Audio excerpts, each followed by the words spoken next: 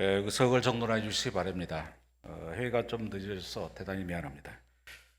성원이 되었으므로 제303회 서울특별시의회 정례 제3차 본회의를 개의하겠습니다.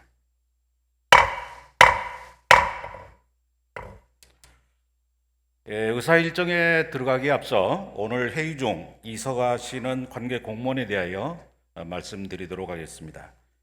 행정 1부시장은 국무총리 주재 회의 참석 관계로 16시 40분부터 이서간다는 사전 협조 공문이 있었습니다. 의원 여러분 양해해 주시기 바랍니다. 지금부터 의사 일정에 들어가도록 하겠습니다. 의사 일정 제1항 서울특별시의회 양재동 화물터미널 부지 개발 사업 관련 개선 방안 확보를 위한 행정사무조사 특별위원회 구성 결의안을 상정합니다.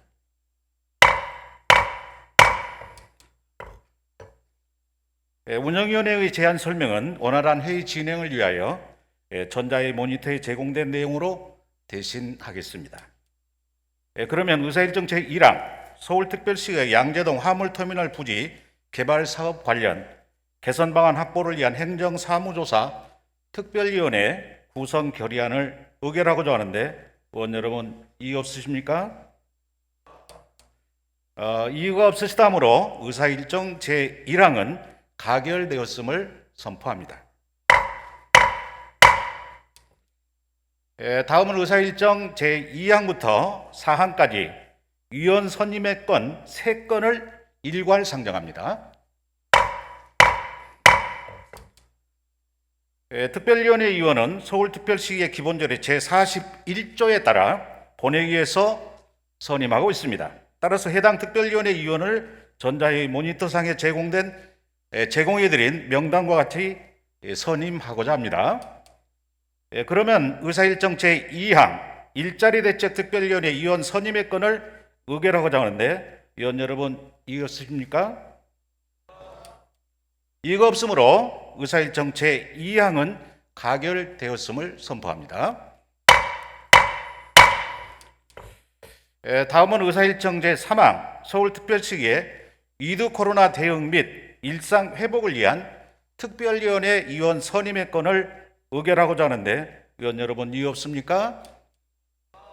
이의가 없으시다 하므로 의사일정 제3항은 가결되었음을 선포합니다. 다음은 의사일정 제4항 서울특별시의회 양재동 화물터미널 부지 개발사업 관련 개선 방안 확보를 위한 행정사무조사 특별위원회 위원 선임의 건을 의결하고자 하는데 위원 여러분 이의 없으십니까? 이의가 없으시다므로 의사일정 제4항은 가결되었음을 선포합니다. 다음은 의사일정 제5항 김포공항 도시재생혁신지구 국가시범지구 지정안 의견 청취안을 상정합니다. 도시계획관리위원회의 심사보고는 원활한 회의 진행을 위하여 전자의 모니터에 제공된 내용으로 대신하겠습니다. 그러면 의사일정 제5항 김포공항 도시재생혁신지구 국가시범지구 지정안 의견 청취안을 의결하고자 하는데 위원 여러분 이의 없으십니까? 이의가 없으시다 하므로 의사일정 제5항은 가결되었음을 선포합니다.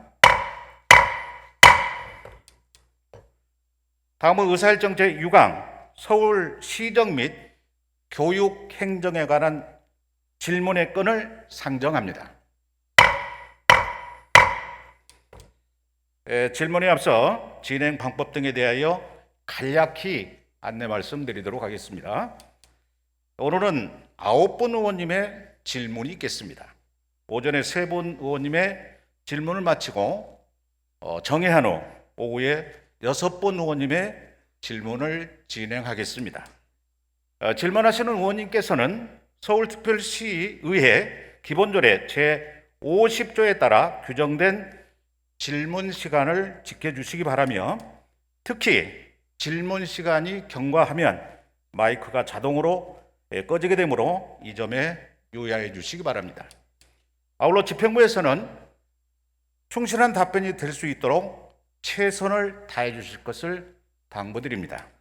그러면 지금부터 시정 질문을 시작하겠습니다. 먼저 보건복지위원회 김하숙 부위원장님의 질문이 있겠습니다. 나오셔서 질문해 주시기 바랍니다.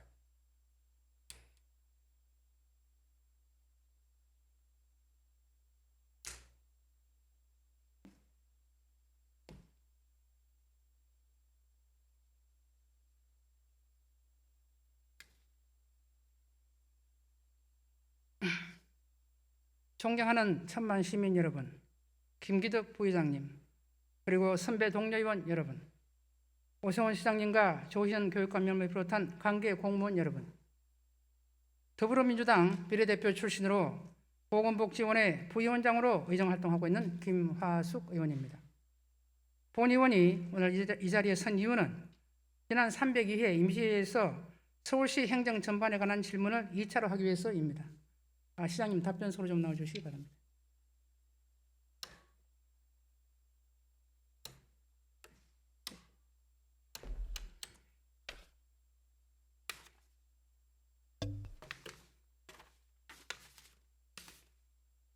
서울시의회 고유 권한 중에 시정 질문이 있습니다.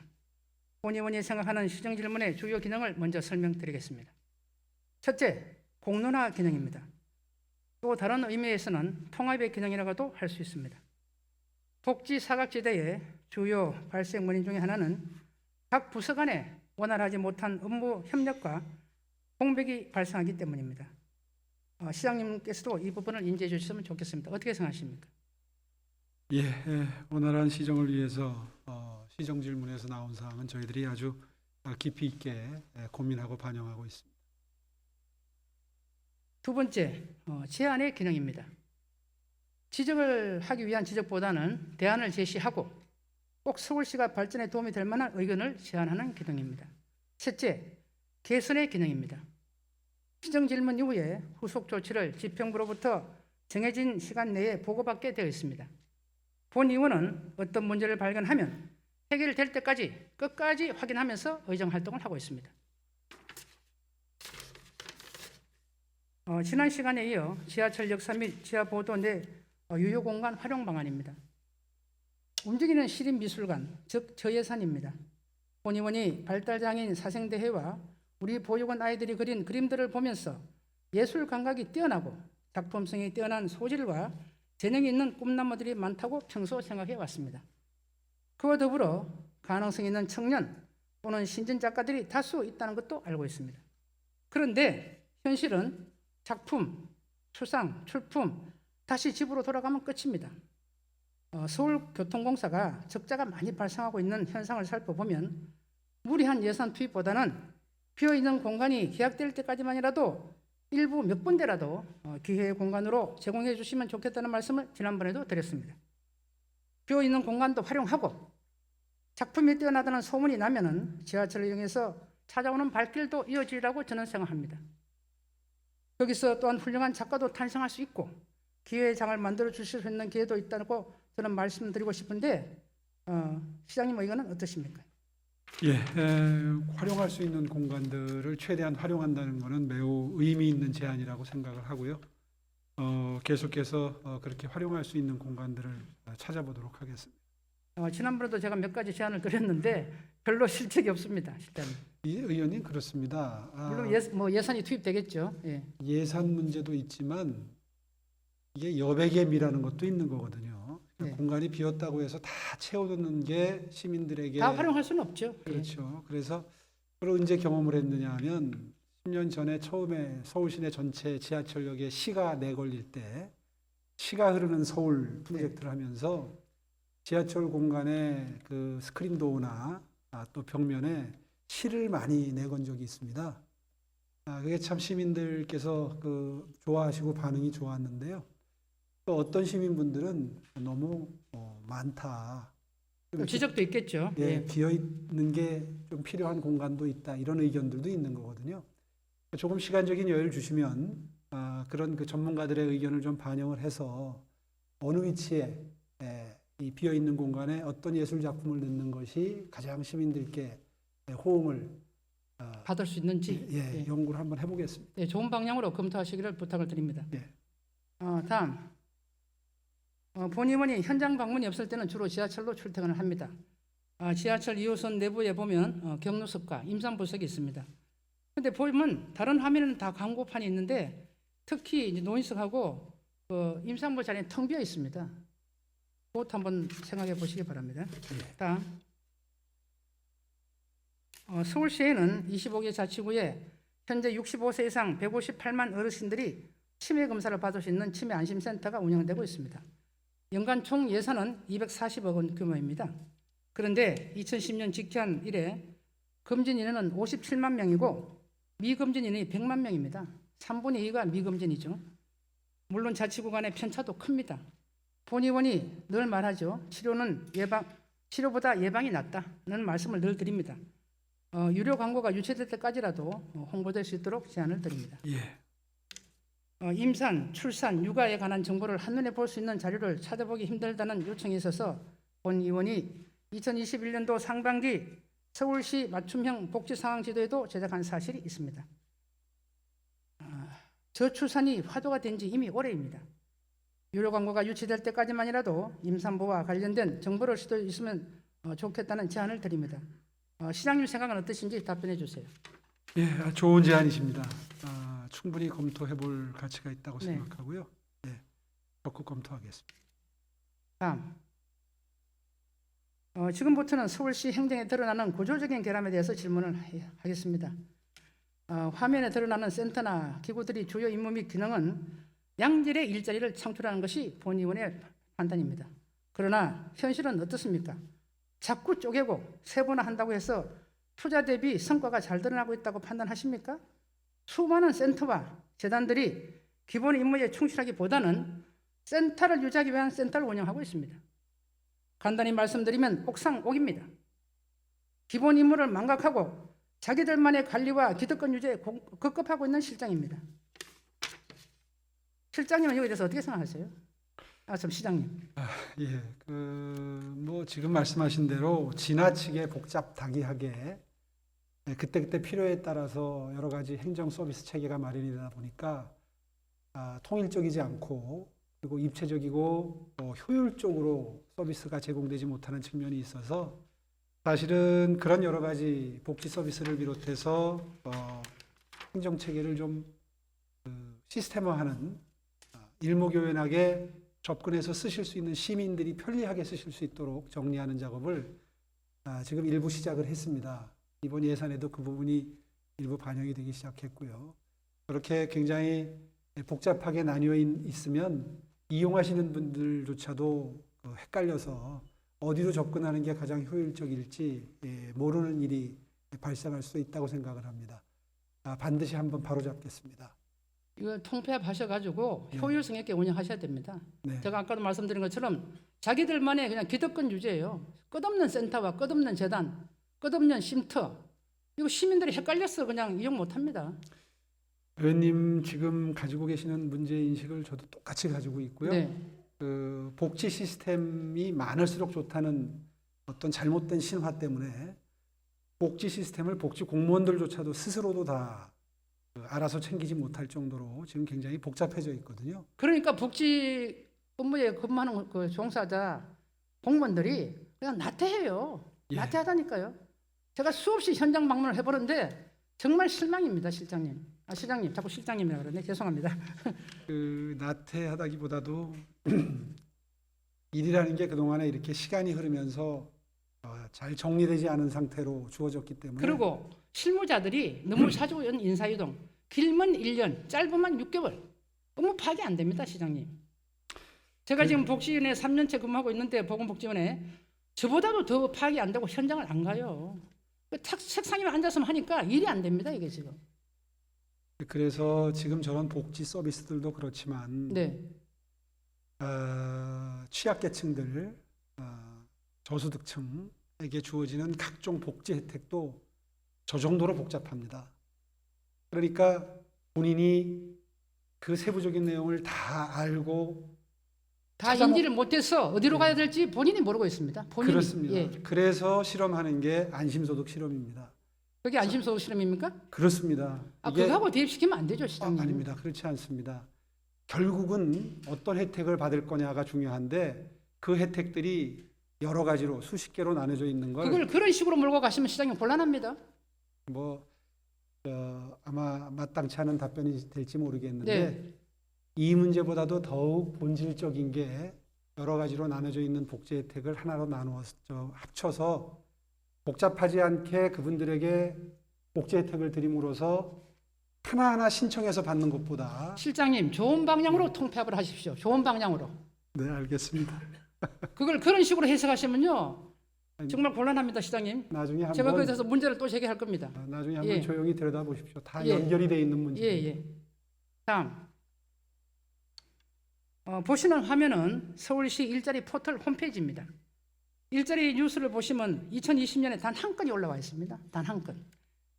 이전 화면에 있는 저 많은 일자리 관련 센터에서 교육과 훈련을 받고 난 후에 서울 일자리 포털을 보면 무용지물입니다. 무용지물. 계속 그냥 센터 만들고 재단 만들고 이거 끝없이 예산이 투입됩니다, 시장님. 동의합니다. 네, 다음. 서울시의 한 가지 특징이 있습니다. 통폐합은 없고 전부 내 탓만 합니다. 나는 잘못한 게 없다. 한번 기구나 센터가 설립되고 난 후에 운영이나 실적이 저조해서 이미 모든 기능을 상실한 경우에도 민간의 경우는 아마 진작에 통폐합이 되었을 겁니다. 그런 조직들이 계속 요구되고 있는 경우가 있습니다. 왜 이런 현상이 벌어지냐고 담당 관계자에게 물었습니다. 탁월한 답변은 이렇습니다. 말할 수 없는 이해관계가 있습니다. 의원님, 저는 말씀드립니다. 시장님의 역할이 CEO 역할도 있지만 COD 역할도 반드시 있다고 생각하는데 시장님 생각은 어떠세요? 예, 전적으로 동의하고요. 다만 이제 방금 전에 예를 드신 일자리 포털의 경우에는 과거에 비해서는 방문자 숫자가 많이 줄어들었습니다. 네, 이게 코로나19 상황하고 관계가 되어 있습니다. 그러니까 이 일 평균 지금 한 10,000명 정도가 접속을 해서 정보를 구인 구직 정보를 받아가고 있는데요. 그동안에는 취업 박람회나 이런 포럼 등 일자리 행사 정보를 주로 제공하는 일자리 게시판이었는데 최근 들어서 코로나 때문에 구인 구직 박람회나 지역 일자리 행사 등 대면 행사가 중단이 돼서 기능이 활성화되지 못한 측면이 있습니다. 아마 내년부터는 다시 활성화되면서 일자리 포털이 방문자 수도 늘어나고 제 기능을 회복할 겁니다. 시장님 이게요 그렇게 말씀하시는 것처럼 그렇게 그냥 가벼운 사건이 아닙니다. 심각합니다. 정말 이거 깊게 파고 들어가시면요. 제가 죄송하지만 저도 이제 의원 임기 말년이잖아요. 제가 한 번 더 했으면 좋겠어요. 제가 한 번 더 해가지고 정말 보건복지위 위원장을 해서 제가 복지분야를 확실하게 제가 바로잡고 싶습니다. 솔직한 심정입니다, 시장님. 어떻게 생각하세요? 예, 저도 계속해서 이렇게 지적해 주시면 좋겠습니다. 관심 가지십시오. 관심 가지시고 정말 말로만 하시지 말고 실제 현장에 가서 보십시오. 보시면요. 이걸 지원 안 해줄 수가 없어요. 서울시가 왜 존재합니까? 그런 소외된 계층을 도와주기 위해서 시장님이 존재하시고 시의원도 존재하는 겁니다. 그걸 우리가 기본 임무를 망각하면 안 돼요, 시장님. 예, 잘 알겠습니다. 네, 다음. 시장님도 아시는 바와 같이 손흥민 선수가 활약하고 있는 영국 프리미엄 리그가 있습니다. 20개 일부 리그 팀이 치열하게 경쟁을 하고 난 후에 하위 상계 팀은 2부 리그로 내려가고 2부 리그 상위 3팀이 또다시 1부 리그로 올라오는 방식입니다. 그 다음에 40년 가까이 정상을 지키고 있는 대한민국 양궁은 어떻습니까? 철저한 준비와 계급장이 필요 없는 공정한 국가대표 선발 시스템이 핵심입니다. 누구에게나 기회는 공정하게 열어있지만 철저한 결과 관리 시스템도 작동되기 때문입니다. 그래서 끝없이 우리가 양궁을 40년 내내 금메달을 따는 겁니다, 시장님. 그에 반해서 우리 서울시 사회복지 현장은 현실이 어떻습니까? 납득할 수 없는 그리고 자료도 남아있지 않는 센터 설치라는 사례가 지금도 있습니다. 지금도. 여기에 대해서 시장님 의견은 어떠신지 답변해 주세요. 예, 말씀의 취지를 잘 새겨 듣겠습니다. 역시 어떤 부문이든지 경쟁을 통해서 끊임없이 본인을 갈고 닦지 않으면 경쟁에서 도태되고 효율성이 떨어진다는 점을 지적하시는 걸로 받아들이겠습니다. 행정도 마찬가지입니다. 그런 원리를 도입을 해서 지금 지나치게 복잡하게 사방에 흩어져 있는 복지 시스템을 잘 지나치게 통합을 복잡하고 하고, 지나치게 무책임합니다. 지나치게. 예. 지나치게 한두 건이 아닙니다, 시장님. 잘 알고 계시죠? 예, 대충 파악하셨죠, 이제? 예, 다음. 자꾸 행정의 엇박자를 지적해서 죄송한데 또다시 말씀드리겠습니다.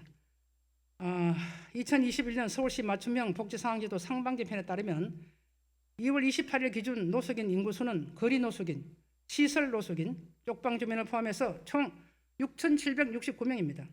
관련 종사자는 1,448명입니다. 담당 부서인 서울시 복지정책실 자활지원과의 올해 예산은 1,930억 원입니다. 참고로 강원도 태백시의 경우를 살펴보면 강원도 인구는 4만 1,145명이며 예산은 3,819억 원입니다. 서울시 자활지원과 관련 대상자 수는 1만여 명으로 태백시 전체 인구의 4분의 1이나 예산 투입은 2분의 1 수준입니다. 결코 적지 않은 예산입니다. 이 예산들이 제대로 집행되고 있습니까? 탈쪽방, 탈노숙 방향으로 가는 예산보다는 그냥 소외된 계층이니까 우리가 도와줘야 하니까 그대로 머물러 있으면 막 쏟아부어주는 예산과 정책이 대부분입니다. 탈노숙, 탈쪽방 등의 자활 의지가 꺾일 수밖에 없는 구조적인 결함이 있습니다. 다음은 서울시립병원의 정책에 관한 내용입니다. 본 의원이 서울시립병원에 근무하는 인력들을 자랑스럽게 생각하고 있습니다. 특히 코로나19로 인해서 최일선에서 최선의 노력을 다하고 있습니다. 저는 의사 출신은 아닙니다. 그러나 시립병원에 가서 의료 장비를 보면 기가 막힙니다. 현장을 직접 확인하고 개선을 요구해도 서울시 예산과에서는 시급하지 않다고 하면서 예산을 삭감하고 있습니다. 직접 병원에 가서 현장을 한번 보신다면 그런 식의 답변을 할 수가 없습니다. 10년 이상 된 노후화 의료 장비에 선투자가 이루어지면 손실 보전금도 줄일 수 있고 수익을 늘릴 수 있는 구조인데 서울시에서는 예산이 없다는 핑계로 무조건 삭감하고 있습니다. 시장님, 현재 10월 31일 서울시 금고 평잔액이 얼마인지 알고 계십니까? 평잔액, 서울시. 기억하지 못합니다. 모르세요? 4조 5,954억 원입니다. 4조 5,954억 원. 마이너스는 아니죠? 예, 여기에서 제가 말씀드리고 싶은 거는 광화문 공사 같은 데 1,000억씩 투자하고 그렇게 하지 말고 서울시립병원 노후된 장비, 예를 들어서 10년 이상 된 장비에 투자해서 선순환 구조가 이루어졌다면 정말 서울 시민들이 얼마나 기분 좋겠습니까? 제가 한 몇 군데 가봤는데요. 보통 10년에서 16년까지 된 의료 장비가 있어요. 판독이 안 됩니다. 판독이 안 돼. 제가 어느 특정 병원을 말씀드리기는 그런데 시장님 한번 현장에 가보십시오. 기가 막힙니다. 제가 만약에 제 아들이 의사라면 저는 그런 데 근무 안 시킵니다. 장비가 10년 이상 돼가 이게 판독이 안 읽을 수가 없어요. 그러면 제가 그 병원에 가서 치료를 받겠습니까? 시장님 그 병원에 가시겠습니까? 다음. 첫 번째 사진은 동주민센터의 민원인 대기 좌석입니다. 제가 여러 곳을 다니다 보니까 자꾸 안 봐야 될 걸 봐서 공무원들이 괴로울지 모르지만 이거 참 보니까 기가 막힙니다. 그래서 제가 물었어요. 왜 이때까지 방치했느냐? 의원님, 예산이 없습니다. 이거 어제 하나 교체하는데 예산 얼마 들겠습니까? 두 번째 사진은 시립금천구 여자청소년 센터 사진입니다. 서울시 강남구 봉은사로 서울의료원 내에 있습니다. 세 번째 사진은 지난번에 본 의원이 야간 현장 방문을 갔습니다. 어린이 대공원 산책로 사진입니다. 연간 500 내지 600만 명이 이용하는 곳인데요. 올해는 90만 명이 더 추가됐다고 합니다. 마지막 사진은 제가 관계자와 대화를 나눈 사진인데 여기서 제가 어린이 대공원에 가서는 좋은 좀 감동을 받아서 말씀드립니다. 그날 같이 안내해 주신 분이 노조 위원장님과 시설팀장님이었습니다. 그런데 두 분이 아주 이게 협조가 잘 되더라고요. 잘 되면서 이런 데도 있구나. 나는 다 못하는 줄 알았는데 또 잘하는 곳도 몇 군데 있어요. 제가 일본에 어두울 때 가서 8시, 9시 그 사이 1시간 돌아봤습니다. 그러니까 무슨 이야기냐 하면 다 못하는 건 절대 아닙니다. 잘해요. 다 잘하고 있는데 극소수, 소위 말하는 일부 몰지각한 그 사람들이 있습니다. 그것을 제가 또 한 가지 지적하겠습니다. 50 플러스 재단 대표에 관해서 간단하게 질문하겠습니다. 대표로 심하신 지 한 달 됐습니다. 한 달 됐는데 가족이 병원에 입원했다고 저도 통보는 받았습니다. 그래서 본인이 직급 간호를 해야 되기 때문에 행정감사에 출두하지 못한다. 이렇게 이제 구두로 연락을 받았습니다. 그런데 직원들하고도 연락이 안 되고 우리 보건복지위에 와서도 사전에 상의도 없이 행정감사를 기피했습니다. 저는 제가 공직자 출신으로서 뭐 어떤 개인을 폄하하기보다는 기본이 안 돼 있습니다. 지도자의 덕목이 무엇입니까? 말 그대로 솔선수범이에요, 시장님. 그래서 계속 그 밑에 부본부장을 4번씩 출두를 시키면서도 연락을 안 합니다. 그러면 서울시를 무시하는 겁니까? 시의회를 무시하는 겁니까? 행정감사를 무시하는 겁니까? 시장님 어떻게 생각하세요? 저희들은 실종신고 내려고 그랬어요. 실종신고. 의원님 좀 오해가 있으신 것 같은데 제가 보고받기로는 답변 좀 해주세요. 그 남편이 아마 그 간인지 하여튼 장기 이식을 받아야 될 처지에 있는데 여러 가지 그 혈액형 검사를 해보니까 본인이 직접 이식을 해주는 방법밖에 없답니다. 그 가족들 중에. 그래서 네, 그까지는 보고 받았습니다. 네, 그래서 동시에 입원을 하느라고 아마 급하게 그 수술 일자에 맞춰서 입원한 걸로 저는 보고를 받았고요. 그 의회에서 행정사무감사를 비롯해서 여러 가지 일정 때문에 수차례 진단서를 제출하라고 그래서 그 바깥분 진단서도 제출을 했고 사정도 소명을 했는데 아마 뭔가 오해가 있으신지 채용 오해가 있는 게 과정에서 아니라 그 서류가 전달이 안 됐습니다. 저 의원회에. 전달이 안 됐어요, 시장님. 뭐 제출을 했다고 저는 들었는데 한번 확인해 보겠습니다. 예, 제출 안 됐습니다. 그런데 아마 그런 오해를 하시는 것 같아요. 그분이 채용 과정에서 네. 그 요건을 갖추어야 될 무슨 뭐 직장의 근무 기간 예. 이런 거에 대해서 그 좀 정확하게 소명해 주길 바라서 그 소명 자료를 빨리 제출하라 그런 게 아마 하필이면 그 주말이었던 모양입니다. 그래서 소명 자료가 굉장히 미흡하게 제출됐습니다. 소명 자료가. 네, 그래서 주말을 서류가 완벽하지 않았어요. 네, 그래서 주말이 지나고 이번 주 초에 제출을 했다 이렇게 보고를 받았는데 뭐가 사실관계가 다른지는 제가 이번 한번 주 초에 제출이 안 됐고요. 네. 저희 보건복지원에 와서 한 번도 보고를 한 적이 없습니다. 아마 급박하게 입원을 한 모양입니다. 그거는 변명이죠. 그러면 뭐 이렇게 말씀드리면 죄송하지만 제가 그 어떤 개인을 폄훼하진 않지만 그렇게 사정이 복잡하고 체력이 안 따라주면은 대표 못합니다. 체력은 국력이다. 그런 말 있잖아요. 본인 체력이 문제가 아니라 예. 그 간 이식 그 수술 남편이 그래도 그건 가정사잖아요. 가정사는 뭐 가정이 더 중요하면 가정으로 돌아가셔야죠. 굳이 뭐 대표를 할 이유가 없지 않습니까? 뭐 그분 아니면 대표 못합니까? 시장님께서 직접 임명하셨잖아요. 그럼 그쪽이 전문가라고 생각하십니까, 시장님?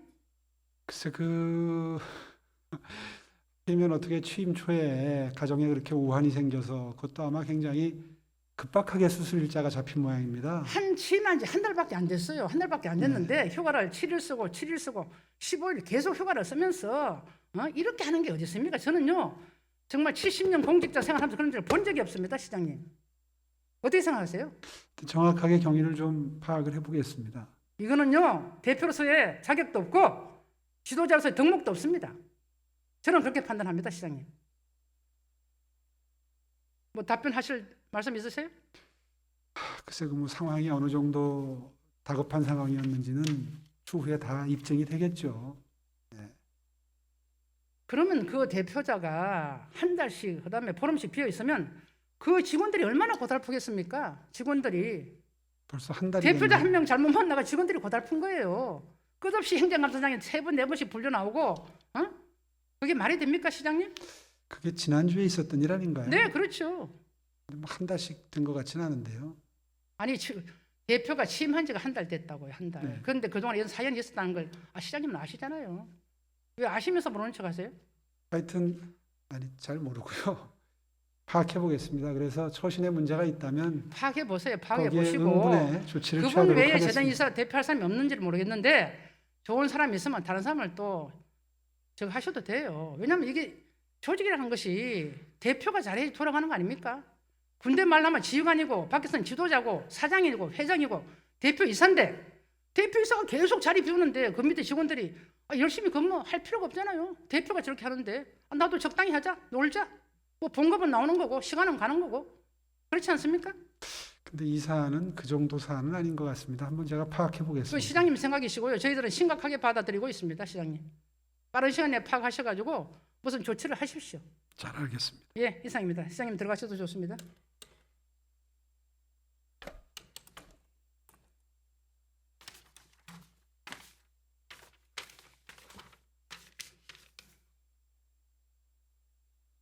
끝으로 한 말씀만 드리겠습니다. 시장님의 의지와 공무원들의 자세에 따라서 서울시 행정은 충분히 발전할 수 있다고 본의원은 생각합니다. 제가 금년 마지막 시정 질문을 하면서 정말 가슴 답답한 것은 언제까지 이렇게 해야 되냐, 이렇게밖에 못하냐. 1,000만 시민을 대표하는 서울시가 16,000명의 공무원들이 굳이 이런 자세로밖에 근무 못하느냐. 저는 그것이 답답할 뿐입니다. 시정 질문을 마치겠습니다. 끝까지 경청해 주셔서 감사합니다.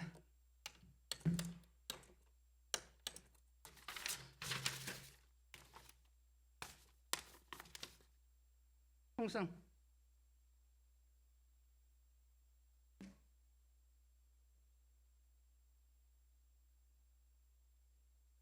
김하숙 부위원장님 수고하셨습니다. 다음은 도시안전건설위원회 소속 박기열 의원님의 질문이 있겠습니다. 나오셔서 질문해 주시기 바랍니다.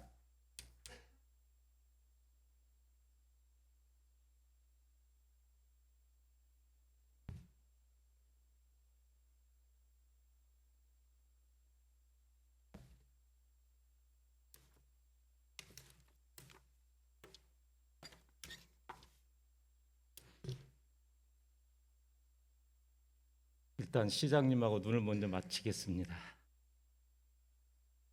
존경하는 서울 시민 여러분, 김기덕 부장님과 선배 동료 의원님 여러분, 그리고 오세훈 시장님과 조희연 교육감님, 그리고 관계 공무원 여러분들 반갑습니다. 동작구 제3선거구 출신 도시안전건설위원회에서 의정을 활동을 하고 있는 박기열 의원입니다. 내일은 수능일입니다. 우리 동료 의원님들과 오늘 이 시정질문을 시청하고 계시는 서울 시민들이 계시다면, 또 수능을 보는 학부모들 입장에서라면 꼭 대박 나시기를 소망합니다. 시장님, 발언 들으면 나오시죠?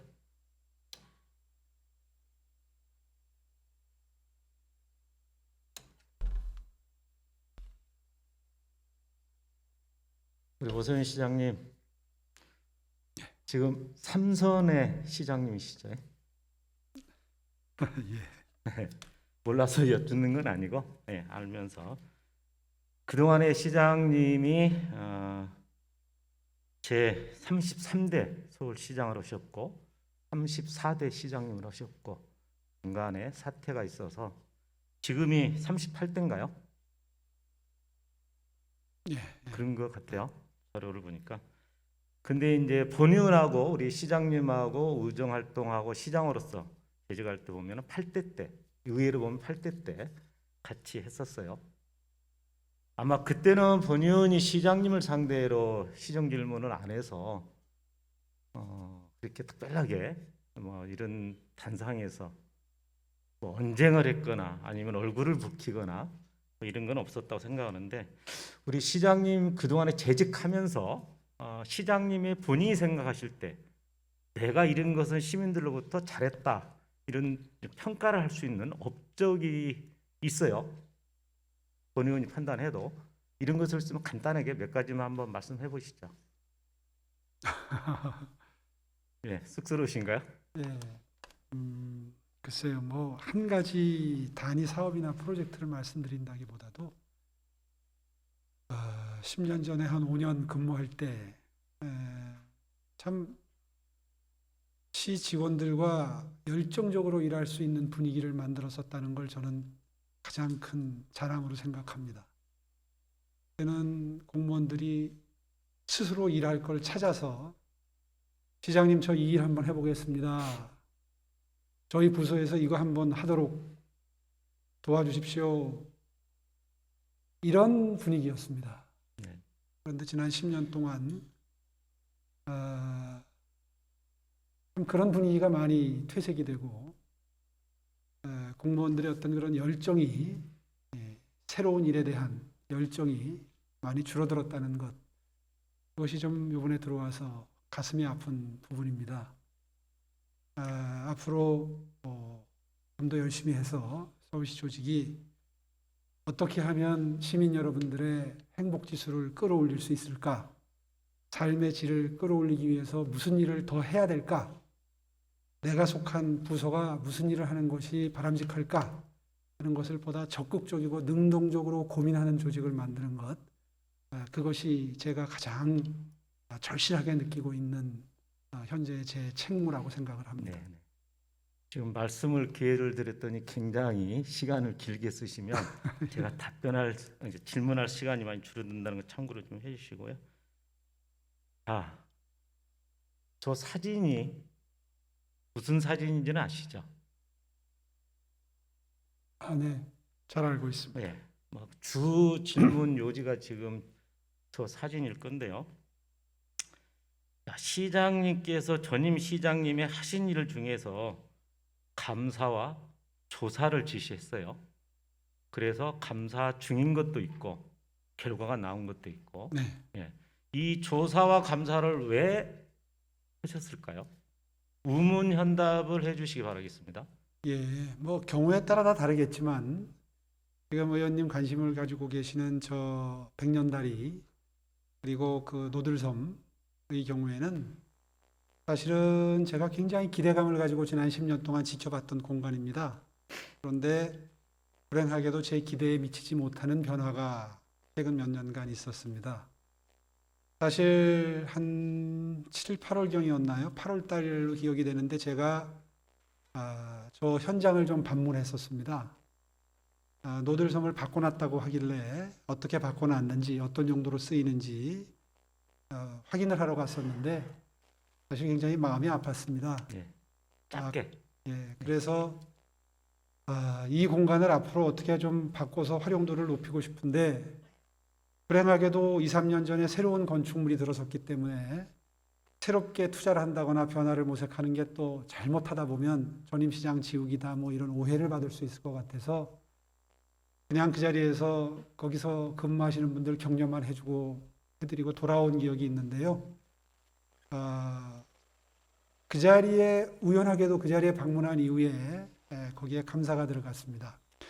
감사를 들어간 것은 계기가 있었는데 그곳에서 벌어지고 있는 일들이 조금 바람직하지 않은 일들이 벌어지고 있다. 그 내용은 다음에 본인 질문할 테니까 예, 답을 예. 필요해 주시고요. 다시 한번 부탁드리겠습니다. 답변은 좀 짧게. 네. 예. 어찌됐든 제 노들송 관련해서 감사를 실시를 했어요. 그 결과를 본 의원이 시정 질문 준비하면서 결과를 달라고 그랬는데 결과가 아직 안 나왔다. 이렇게 해서 지금까지도 심지어는 어저께 그저께 문화본부에다도 결과를 좀 달라 했음에도 불구하고 안 나왔다. 그럼에도 불구하고 그렇게까지 제출을 안 했음에도 불구하고 우리 시장님께서는 고발을 했어요. 거기 운영진 네. 무려 감사 결과 5,600만 원을 횡령했다. 네. 그 전에 또 자료 중에 지금 27건을 감사 요청이나 조사 요청을 했어요. 근데 그 중에 지금 20번째가 노들섬 문화복합공간 조성 및 운영 실태 특정 감사 그 건인데, 그러기 전에 우리 동영상 준비가 하나 되어 있죠. 동영상을 먼저 한번 보시고 계속 이어서 질의하겠습니다. 서울시가 최근 고 박원순 전 서울시장 시절 사업에 대한 전방위 감사에 나서고 있습니다. 민간 위탁 등의 명목으로 거액을 지원받은 시민사회단체를 조준하고 있는 건데 당사자들과 여권이 박원순 지옥이라고 반발하면서 미묘한 긴장이 흐르고 있습니다. 보도에 구수본 기자입니다. 지난 13일 오세훈 시장이 서울시 바로세우기라는 이름으로 입장문을 냈습니다. 지난 10년간 민간 보조 위탁금 명목으로 시민사회단체에 1조 원 가까이 지원됐는데 집행 내역을 일부 들여다보니 엉망이었다는 겁니다. 서울시의 고가는 결국 이렇게 시민단체 전용 ATM기로 전락해 갔습니다. 입장문 발표 전부터 서울시는 고 박원순 전 시장 시절 진행된 사업들에 대한 감사에 속속 착수했습니다. 미니 태양광과 마을 공동체, 사회주택, 한강 노들섬 사업 등이 줄줄이 도마 위에 오른 상태. 보조금만 챙긴 채 폐업하고 인건비가 예산의 절반 이상 차지하는 등 비리와 비효율, 부조리가 판친다는 게 오 시장 판단입니다. 당장 반발이 터져나왔습니다. 잘 진행되고 있는데 시장이 바뀌었다는 이유만으로 다시 문제적 사안으로 끌어올린다는 것들은 좀 심각한 취지의 왜곡이자 훼손이라고 생각하고 있습니다. 민주당이 절대 우세인 서울시 의회도 불편한 기색이 역력하지만 오 시장은 전임 시장이 박아놓은 대못들 때문에 개선하기도 쉽지 않다고 재차 직격했습니다. 조례, 지침, 협약서 등 다양한 형태로 시민단체에 대한 보호막을 겹겹이 쳐놓은 것입니다. 오 시장의 이런 강경 자세는 내년 대선과 지방선거를 염두에 둔 행보라는 분석이 나옵니다. 지지층 결집을 유도해 대선 전국에 힘을 보태면서 정치적 입지를 강화하고 나아가 지방선거에서 지금의 여대 야소 의회를 뒤집어 보려는 포석이라는 겁니다. 오 시장이 재선에 성공하더라도 지금처럼 여당 일색의 의회 환경에서는 어려움을 겪을 수밖에 없기 때문입니다. 결국 취임 초반 상생과 협력을 말하던 서울시와 의회는 국회 국정감사와 의회 행정감사, 예산안 처리 등 줄줄이 남은 일정에서 격돌하게 됐습니다. YTN 구수본입니다. 자, 보셨죠? 저 사진을 보고요. 저 시장님의 눈매를 유심히 한번 봤어요. 평상시의 시장님의 눈매가 아닙니다. 깜짝 놀랐습니다. 굉장히 전투적인 눈매예요. 자, 시장님 보시기도 좀 그런 느낌 안 드세요? 뭐 표현을 어려우시겠지만, 그날 저기 언론에 보니까 언론사도 나와 있네요. 이때 뭐라고 표현을 했냐면 박원순 지역이 예산안을 시의회에 제출한 지 불과 하루 만에 저걸 고발을 했어요. 노들송 관련해서 시민사회의 부도덕성을 부각시키려는 여론전에 돌입한 것으로 해석된다. 그런 기사입니다. 자, 그 이어가겠습니다. 자, 다음 사진 한번 보여주실래요? 그 시장님께서 제임시에 역점 사업 중에 또 앞서서 말씀하신 것 중에 저기 왼쪽의 사진이 호주 시드니의 오페라 하우스를 벤치마킹해서 노들섬에 저렇게 짓겠다고 발표도 했었고요. 기억나시죠? 네. 제가 봐도요, 저 오페라 하우스 굉장히 멋있습니다. 그렇죠? 아마 여기 계신 우리 동료님들도 다 인정하실 거라고 보는데, 그런데 왜 저 오페라 하우스가 지금의 노들섬에 또 다녀오셨다 보니까 그렇게 변모했을까? 저 예산이 혹시 얼마나 그 당시에 시장님이 주관했을 때 당시 예산이 얼마였는지 혹시 기억하세요? 정확히 기억은 못합니다만 하여튼 수천억 단위였을 거고요. 이 예산이 무려 6,735억 원. 네. 굉장히 큰 예산이죠. 시민들이나 서울시 의회, 그때 당시는 제가 7대로 기억하고 있는데 서울시 의회 7대 때인데 그때는 민주당이 다수당이 아니었어요. 지금의 국민의힘 전신인 한나라당이었습니다. 무려 97명이 한나라당 의원이 있었어요. 민주당은 5명. 그것도 보궐선거에서 됐고 이때는 퍼펙트하게 지역구에서는 한 명이 서울시의원이 안 됐어요. 비례대표 3명으로 기억하고 나중에 보궐선거를 통해서 2명이 오셔서 5명으로 기억합니다. 그러면 다수당의 한나라당의 서울시의원이 있음에도 불구하고 서울시에서도 굉장히 이 막대한 6,735억 원이라는 이 예산 때문에 반대가 심했어요. 서울 시민들도 이거는 예산 낭비다.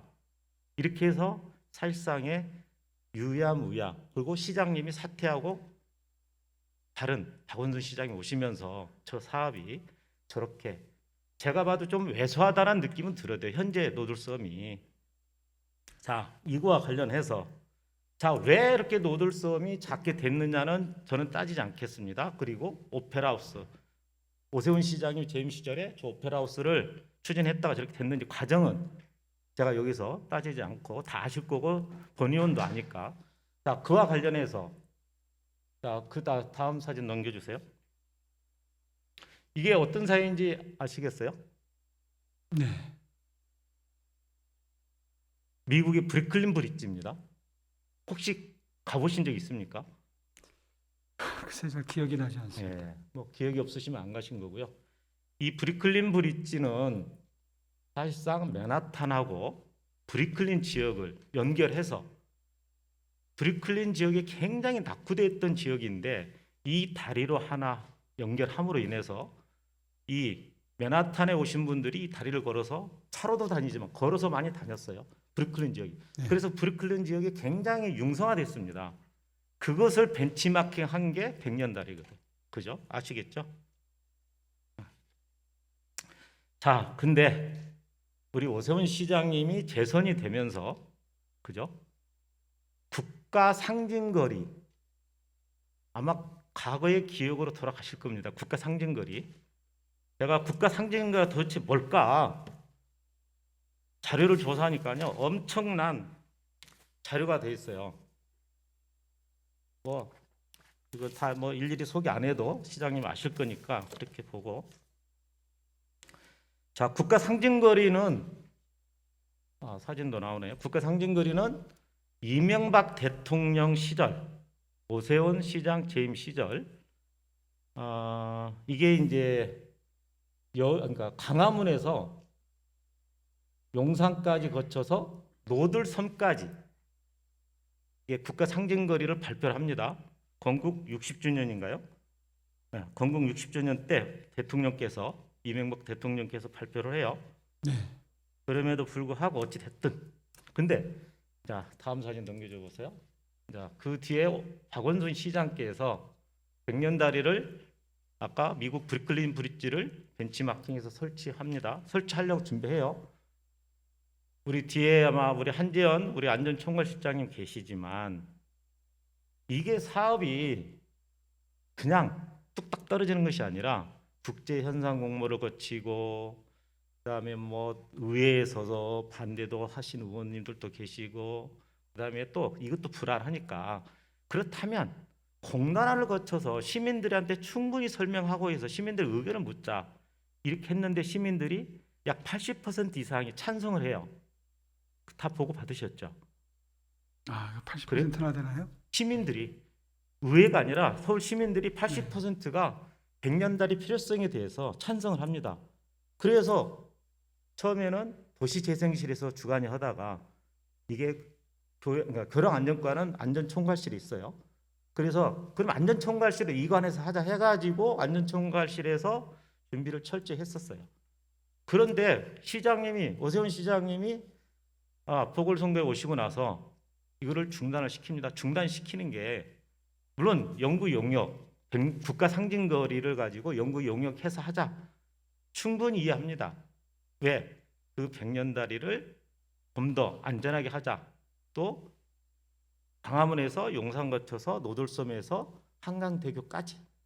근데 국가 상징거리는 분명히 그 거리가 노들섬까지 돼 있었어요. 그럼에도 불구하고 과거에 10년 전에 국가 상징거리를 꺼내서 시장님께서 이 사업을 하면서 백년다리를 중단시킨 거죠. 물론 올 8월부터 내년 8월 말까지 연구 용역 결과를 보고 하자. 근데 본의원은 그 연구 용역을 보고 하자는 얘기도 믿지만 아까 동영상에서 보셨다시피 이 전임 시장의 업적 지역이 아닌가 그런 생각을 해요. 왜? 그동안에 우리 안전총괄실에서도 그렇고 동료 의원들도 그렇고 반대하시는 분들도 없잖아 있었어요. 그런데 심지어는 의원들을 설득하기 위해서 연구실은 말할 것도 없고 상임위나 또 아니면 지역구까지 우리 공무원들이 발품 팔아서 다니면서 설득을 해요. 아까 말씀드렸지만 공론화까지 거쳐서 80%의 서울 시민들의 의견까지 다 구하고 그렇게 열정을 가지고 했는데 갑자기 자 착공 직전입니다. 이미 사업자 선정 다 끝났죠. 아까 말씀드린 국제 공모 현상 공모도 했죠. 사업자 선정 끝났죠. 그다음에 감리까지 다 끝났어요. 자 내일 모레 곧 착공을 해야 되는데 시장님이 당선되시면서 국가 상징거리를 저는 핑계라는 표현을 쓰고 싶은데 그렇지 않겠지만 이렇게 해서 중단이 됩니다. 근데 이 중단이 문제가 아니라 이 중단을 함으로 인해서 어떻게 우리가 대처를 할 것인지. 시장님 간단하게 본 의원은 중단이라고 우리 서울시 입장에서 그렇게 돼 있는데 향후 어떻게 지금 이걸 계획하고 계십니까? 예, 뭐 아무리 간단하게 답변하라고 해도 좀 설명이 필요한 상황이. 아니 시간이 많지 않아서 아니 내용은 다 알고 시장님도 알고 본 의원도 알아요. 하지만 이것을 절대 박원순 전임 시장님 지옥이 아닙니다. 네. 저는 저 사업이 있는지도 몰랐고요. 솔직히 말해서 저 사업의 계속 가능성에 대해서 그렇게 깊이 고민한 적도 없습니다. 그러니까 아마 결과적으로는 의원님 느끼시기에는 야 이게 감사까지 하고 하니까 전임 시장이 하던 거 하지 않으려고 하는 시도가 아니냐 이렇게 느끼시는 것 같은데 지금 말씀하시는 취지를 보니까요. 그거 절대 아닙니다. 사실 첫 보고를 받을 때부터 부정적인 보고를 받았습니다. 제가 이 사업을 모를 때, 존재를 모를 때 보고를 받았습니다. 잠깐만요. 의원님, 드릴 테니까요. 이 말씀은 좀 드려야 되겠습니다. 아니 하지 마시라는 게 아니라 예. 잠깐만 제가 드릴게요. 자 공무원들한테 부정적인 보고를 받으셨다고. 부정적인 느낌을 받았습니다. 근데 자 제가 앞서서 질문 앞서서 그 동안에 우리 공무원들이 얼마나 이 사업을 하기 위해서 적극적으로 했는가. 그걸 제가 1분 내에 말씀드리겠습니다. 예. 저는 어떻게 느꼈느냐 하면 전임 시장님의 의지가 매우 강해서 예. 공무원들도 거기에 대해서 마지못해 동의를 하고 의원님들도 찾아뵙고 설득 작업도 하고 열심히 시장님, 했겠지만 내심으로는 공무원들이 마지못해서 하셨다는 얘기는 지금의 시장님의 공무원들을 무시하는 말씀이고요. 그거 그렇지 또 않습니다. 그렇게 공무원들이 표현하셨다면 그 그건 그렇지 공무원들은 않습니다. 책임을 져야 돼요. 그건 그렇지 않습니다. 서울시 의회에서 어떻게 다 속기로 가면 보세요. 아시지 않습니까? 아니 뭘 알아요? 전임 시장님 시절에 예. 아니 관심 사항이었죠. 본인이 굉장히 하고 싶어하는 사업 아니 충분히 반대하면 이해합니다. 공무원들이 여러 가지로 시장님 그러면 그 다 공무원 탓으로 돌릴 것입니까? 여태까지 차분하게 국가 상징거리 하시다가 때문에 시장님께서 왜 이렇게 아니 의원님 한 10분 이상 말씀하시고 제가 1분도 말씀을 못 드렸는데 예. 말씀하세요. 기회 예. 드린다고 그랬어요. 예. 근데 공무원 사업뿐만 징계되지 마시라는 아니라 얘기죠. 이 사업뿐만 아니라 제가 그런 느낌을 받는 사업들이 많습니다. 그래서 결과적으로는 오세훈 시장이 전임 시장 지옥이라고 오해받는 게 너무 많아서 이번 기회에 말씀드리는 건데요. 전임 시장님이 절실히 원하시는 사업을 해당 간부들이나 공무원들이 어떻게 부정적으로 추진했겠습니까? 그런데 마치 전임 시장 시절에는 힘차게 추진되다가 브레이크가 걸리는 상황이라고 해서 오세훈 시장 당신이 이 사업을 싫어하니까 공무원들이 이렇게 한다 이렇게 몰아붙이시면 저는 억울하다는 거죠. 아니, 그런 차원이 아니고요. 오페라 하우스를 먼저 보여드렸어요. 오페라 하우스하고 아니 상관이 시장 없죠. 아니. 아이 참 그거는 지금 표현을 잘못하셨어요. 오페라 하우스하고 상관이 없는 게 아니라 시장님 재임 시절에 오페라 하우스를 추진했고 관심 사항이었잖아요. 그러면 시장님이 사퇴 안 하고 계속 계셨으면 뭐 시의회 반대, 그 다음에 시민들의 반대 여러 가지 반대했음에도 불구하고 하실 수도 있어요. 가능성을 따지면. 그러면 박원순 시장이 왔을 때도 똑같은 생각이에요. 그게 시민들의 혈세 6,735억 원 낭비라고 혈세가 낭비된다고 생각을 했기 때문에 저렇게 했는데 지금에 와서 저 100년다리 사업은 자 내가 뭐 관심이 없었다고 그랬어요. 100년다리 사업에 대해서는 모르셨고 근데 보고를 받고 그렇게 계셨다고 했는데 그게 관심이 없을 수 없습니다. 왜? 내가 재임 시절에 오페라 하우스에서 저렇게 멋지게 건물을 짓고 뭐 음악당을 짓고 저는 100년다리 사업은 아니 그러니까 그 존재를 용기되고. 몰랐습니다. 자 좋습니다. 네. 자, 100년다리 사업이 그러면 왜 그거를 박원순 시장이 하셨을까요? 우리 공무원들이 그 사업을 진행했을까요? 그것은 제가 시간이 없어서 미리 말씀드리겠습니다. 자, 100년다리 사업은 자, 저 노들섬에 음악당이라고 보통 약칭이 쓰는데 저 음악당이 적게 되어 있고 또 주차 공간이 시설이 적어서 유입 인구가 적습니다. 근데 이거는 실시 용역 설계 단계 때부터 이런 것들이 다 지적됐어요. 제가 조목조목 좀 지적하려고 했는데 시간이 많지 않아서. 그런데 저게 유입 인구가 적다 보니 그럼 유입 인구를 어떻게 할 수 있을까? 그게 100년다리입니다. 그냥 100년다리가 뚝딱 하나 떨어져서 거기다 그렇게 건축하는 게 아니고 유입 인구를 만드는 거죠. 그러니까 시민들이 자연스럽게 찾는 공간을 만들어야지. 네. 그게 순서 아니겠습니까? 많이 찾지 않는다 해서 많이 찾도록 만들려고 일부러 다리를 만든다. 이건 좀 선호가 바뀐 것 같은데요. 그랬으면 좋지만 상황이 자 그러면 역으로 시장님 생각하고 본의원의 생각 다를 수 있는데 저 오페라 하우스가 저렇게 6,735억 원 예산을 들여서 설치를 했어요. 시설을 했어요. 그때 그러면 저 이익 인구가 굉장히 많았겠죠. 많이 생겨났겠죠. 예. 근데 그것은 저 아름다운 오페라 하우스를 몰라서 그런 게 아니라 그때 상황으로서는 서울시의 재정이라든지 시민의 여론이라든지 종합적으로 판단해서 그러면 그 박원순 시장께서 전임 오세훈 시장의 업적을 지우기 위해서 그럼 그렇게 한 거예요? 그건 그건 제가 알 아니- 수가 없죠. 아니, 그건 아닐 거라고 보고 지금도 마찬가지잖아요. 지금 감사를 27건을 요청했는데 그것이 우리 시장님 말씀도 자, 전임 시장의 업적 지우기로 생각할 것 같다는 생각도 했고 그게 아니라고 말씀도 하셨어요. 똑같은 입장인데 자 100년달이 자 시간이 참 많지 않은데 이게 얘기가 어찌됐든 뭐 그런 정도로 지금 하시고요. 시장님 말씀도 제가 충분히 본 의원이 이해를 하겠고 근데 저 100년달의 지금 중단성에 대해서 꼭 해야 된다는 얘기는 본 의원의 입장에서 자, 또 더 솔직히 얘기하면 본 의원은 동작구 출신입니다. 자, 브루클린 브릿지도 마찬가지고 이 100년달에도 마찬가지고 용산구와 동작구를 비교해 보면 동작구가 훨씬 모든 것이 열악합니다. 그죠? 심지어는 마용성이라는 표현도 있어요. 마찬가지죠.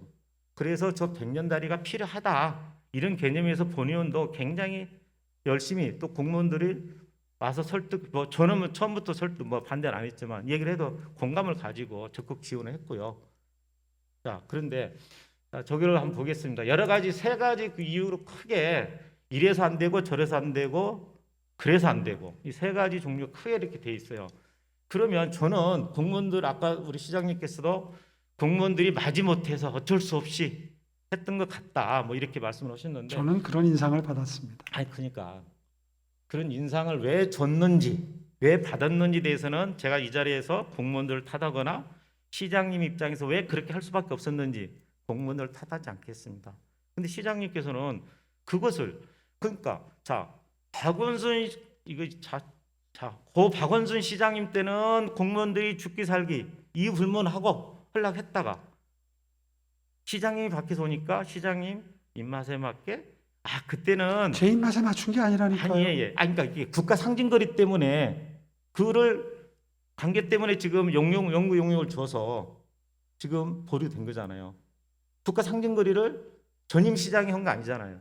지금 오 시장님이 아까 말씀드렸지만 이명박 대통령께서 건국 60주년 기념 행사 때 발표를 하셨고 그동안 시장님께서 준비를 했었어요. 그게 최종 아마 성안이 2010년도 12월에 됐던 것 같습니다. 자료를 보니까. 그러면 시장님 재임 시절이거든요. 그죠? 근데 여러 가지 저렇게 이제 이유에 있어서 추가로 이제 시장님한테 보고를 해요. 이래서 안 되고 저래서 안 되고. 그럼에도 불구하고 자 다음 장을 넘겨보세요. 자, 남측에 편중된 반쪽짜리 사업이다. 그러면 처음부터 그걸 몰랐습니까? 아니, 시장님한테 얘기하는 게 아니라 우리 공무원들이 그렇게 보고를 했다고 그러니까 시장님도 보고를 받은 대로 느낌대로. 자, 남측에는 노들역이 있어서 돈 아치교잖아요. 한강대교. 근데 북측에는 노들섬에부터 용산까지는 그냥 아치교가 없이 돼 있어요. 그러니까 아치교 위로 폭이 10m인데 상행선 하행선 입장에서 볼 때 폭이 10m인데 10.5m네 정확히. 10.5m에다 뭔가 좀 해보고 싶다. 그거는 아까 말씀드렸지만 노들섬의 유입 인구를 좀 늘려보는 방법 중에 하나인 거죠. 이렇게 설라고 그랬는데 자 그러면 저런 것들은 내용들은 처음부터 연구 용역을 때부터 그런 문제점을 지적했어요. 그럼에도 불구하고 했어요.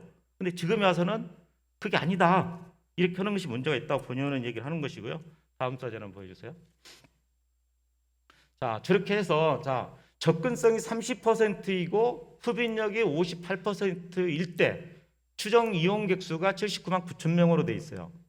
저게 다 연구 용역 보고서입니다. 그런데 100년다리를 건축함으로 인해서 자, 접근성을 60%로 높아진다. 흡인력은 76%가 되고 그렇게 했을 때 추정 이용객 수가 무려 104만 7천 명. 많이 늘어나요. 그렇게 해서 추진했던 겁니다. 자, 또 다음. 자, 참 이건 자, 문화재 심의위원회에서도 저 백년다리를 건축해도 경관의 4분의 1을 훼손되는 것이 아니라서 문제가 없다. 그렇게 다 심의위원회에서 했어요. 그럼에도 불구하고 오세훈 시장님이 새로 오실 때는 보고를 그렇게 해요. 그거는 무시하고 심의위원회에서도 문제가 없다고 그러는데 그걸 무시하고 저렇게 변형된 이거는 본인은 생각할 때 시장님한테 표현이 좀 그럴지는 모르겠습니다. 입맛에 맞게 가공했다. 왜? 아니 저거는 그러면 저렇게 심의위원회는 뭡니까? 그러면 심의위원들이 볼 때 문화재 심의위원회들 볼 때 굉장히 자존심 상했을 겁니다. 본의원이 생각할 때. 제 얘기가 틀릴까요? 그럼 심의위원회는 왜 합니까? 문제가 없었다고 했는데 그걸 다시 꺼내서 시장님 우리 서울시 문화재가 1호가 뭔지 아시죠? 한강대교, 한강대교. 근데 거기다 그렇게 백년다리 했을 때 문화재위원회에서 아니 뭐 그렇게 문제가 없다 했는데도 불구하고 그렇게 됐어요. 다음 사진 보여주세요. 아, 우리 그것 때문에 논란이 있었어도 의회에서도 그럼 공론화를 거치자. 시민의 80% 이상이 백년다리 조성 사업에는 긍정적이고 기대감이 큰 것으로 나타났다. 자, 이런 문제점이 없다. 그러니까 해도 된다. 본인은 이렇게 생각하고요. 또 다음 사진 한번 보여주세요. 자, 이미 매몰 비용이 많이 비용이 발생했어요. 그죠? 시장님 거슬러 올라가면 공약으로 광화문 조성 사업도 반대한다고 그랬어요. 근데 막상 시장님의 취임해서 내용을 구체적으로 보고받고 눈으로 직접 보니까 이거는 예산이 많이 집행되고 그냥 가야 되겠다. 이래서 하시는 걸 알고 있습니다. 마찬가지죠. 이거는 그에 비하면 액수는 적지만 약 20억 원 정도의 매몰 비용이 발생한다. 이미 또 집행을 했고요. 그렇죠? 그리고 저걸 최종 취소를 한다 생각할 때 아니라고 하시겠지만 아니기를 바라는 마음에서 그러면 과연 저 시공사나 감리단에서 그냥 알았어요. 서울시에서 포기하면 할게요. 그렇게 할까요? 그 다음에 잠깐 시장님 좀 말씀 기회 드린다고 그랬어요. 자, 다음. 자, 이게 우리 서울시에서 추진했던 우리 수변 공간 사실 25개 구 중에 11개 구가 한강 변하고 접해 있습니다. 근데 유일하게 동작구만 뭐 공원 하나 없고 자전거 길 하나만 진입할 수 있는 그렇게 개발이 안 돼 있어요. 동작구가. 그래서 저게 여의도 노들역에서부터요. 수산시장으로 거쳐서 이 백년다리 노들역까지 거쳐서 백년다리로 해서 흑석동으로 해서 동작역까지 보행 네트워크를 지금 이렇게 이미 공사를 하고 있고 이렇게 되면 노들섬, 백년다리, 한강 수변 거쳐서 또 동작구 입장에서는 이 사업이 진행된다 하니까 용양봉 저정 종교대왕이 수원 행차하시다가 머물렀던 용양봉 저정 공원을 개장을 했고요 이미. 그다음 그 위에 사실은 천문대를 만들려다가 여러 가지 조건이 안 맞아서 전망대를 준비하고 있습니다. 다음 사진도 보시죠. 용양봉 저정의 제일 아래 사진인데 얼마나 단풍돼서 예쁩니까? 용양봉 저정에서 보는 한강대교를 야경으로 좀 찍었고요. 자, 다음 사진.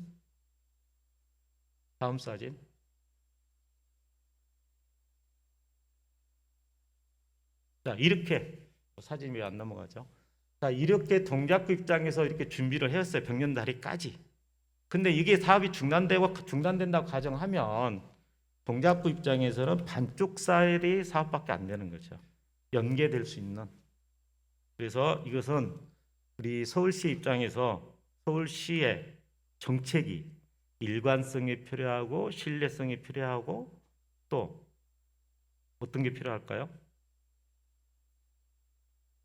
시민들이 세금을 내는데 세금이 아깝지 않을 정도로 시민들이 느껴야 되거든요. 자, 이건 다음 질문으로 넘어가야 되는데 시장님 그동안 답변을 안 하셨으니까 짧게 생각보다 지금 시간이 한 5분이 좀 초과해서 짧게 한번 말씀하시죠. 그러니까 이 사업에 관해서 결론만. 오해 없으셨으면 좋겠는 게 네네. 사업을 중단하거나 취소한 게 아니고요. 네. 그 서울 상징거리 사업은 이명박 시장님 때 시작을 했습니다만은 네, 네. 서울시 캐비넷 속에서 역대 시장님들이 다 검토했던 게 쌓여 있던 사업입니다. 네, 네, 네. 특정 시장님 사업이라고 보시면 곤란하고요. 그래서 저 이후에 어떤 시장님이 또 오셔도 국가 상징가로 사업은 계속될 겁니다. 네. 광안부터 시작해서 서울역, 그리고 우리가 크게 앞으로 개발을 해야 될 용산을 거쳐서 저 지점까지 네, 네. 계속 이어져야 될 사업인데, 하나하나의 단위 사업이 그때그때 필요에 따라서 단편적으로 구상되는 것보다는 큰 틀에서의 계획을 세워놓고 거기에 맞추어서 서로 조율된 형태의 사업들이 만들어지는 게 바람직하다는 큰 틀에서의 원칙하에 생각한다면 백년다리 사업은 조금 좀 앞서가는 느낌이 있습니다. 그래서 다시 한번 신중하게 생각해 보자는 단계일 뿐입니다. 네, 좋습니다. 답변 감사하고요. 예. 제발 본 의원이나 또 시민들이나 또 이걸 걱정하는 입장에서 보는 시민들 입장에서도 계속 되기를 부탁드립니다. 네. 네. 들어가셔도 좋습니다. 시간이 많이 초과된 관계로 다음은 우리 본 의원의 지역구의 교통 현안을 대한 질문하겠습니다. 우리 교통실장님 자리해 주시기 바라겠습니다.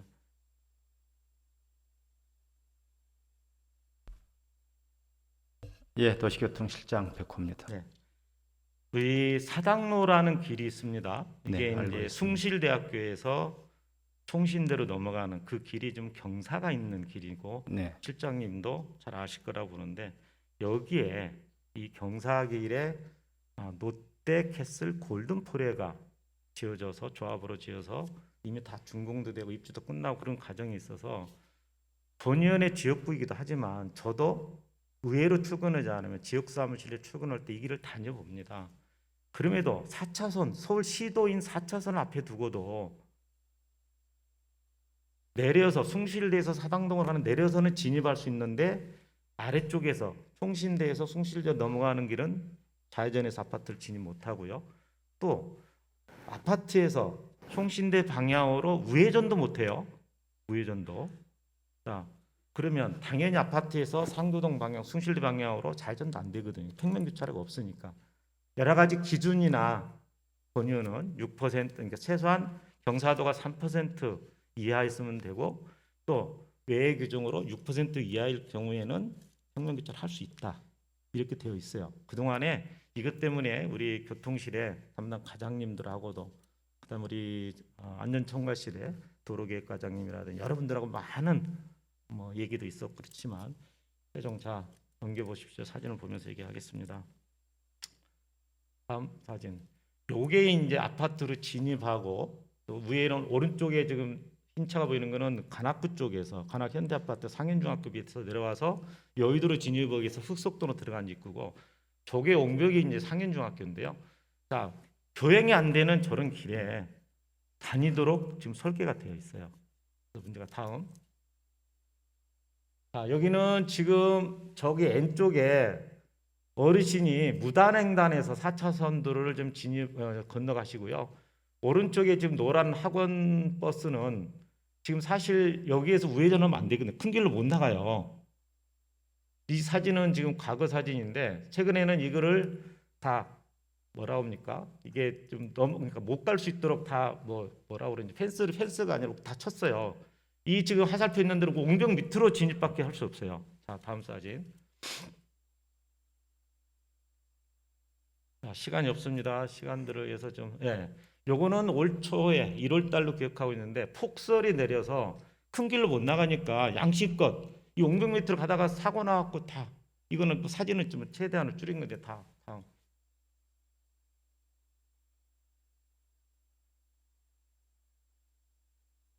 사진 넘기는데 시간 걸리면 이게 본 의원이 이게 이제 사당로가 경사도가 9.7로 보고를 받고 9.7 이상인 우리 서울 시도를 확인했더니 이렇게 16개 정도는 16개 도로가 9.7 이상의 도로예요. 자, 이건 넘어갑시다. 사진으로. 자, 이게 어디죠?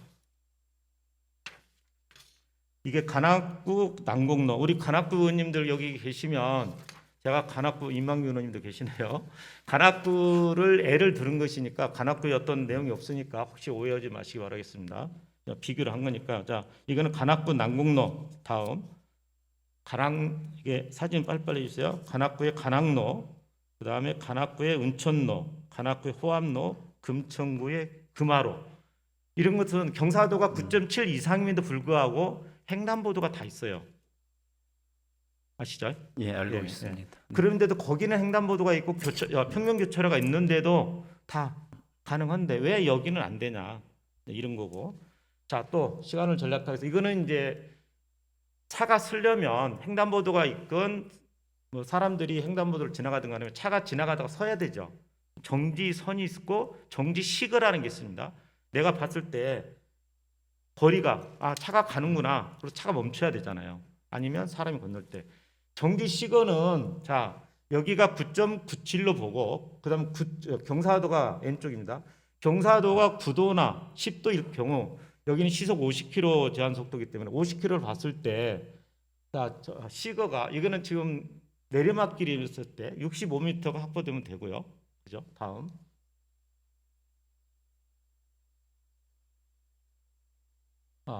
왜 오르막길에 정지 시거는, 자, 오르막길 정지 시거도 60km면 돼요. 60m만 확보되면 돼요. 아니, 50m네. 50m만 확보되면 됩니다. 다음 사진. 자, 이거 지금 이 골든폴의 앞에 있는데, 이거는 이 사진도 여기에 지금 횡단보도는 설치할 수 있겠다, 서울시에서 준 자료입니다. 자, 다음. 이거는 이제 그 설치하는 것을 구체적으로 위치까지 해서 한번 했던 거. 이것도 서울시에서 자료 준 거고요. 다음. 이런 정도의 사진인데, 어쨌든 시간이 20몇 초밖에 없는데, 한마디로 우선 답변을 먼저 하시고요. 예, 어떻게, 먼저 네. 뭐 그쪽에 골든포레가 한 990세대 이상 주민들 입주한 네. 지역인데, 뭐 아파트가 이 정도 들어올 정도면 사전에 교통 영향 평가를 충분히 해서 그런 대책들을 만들었어야 되는데 아마 그게 좀 미흡했던 것 같고요. 저희가 지금 현장을 확인해 보니까 평면 입니다. 아까 의원님 지적하신 것 이상의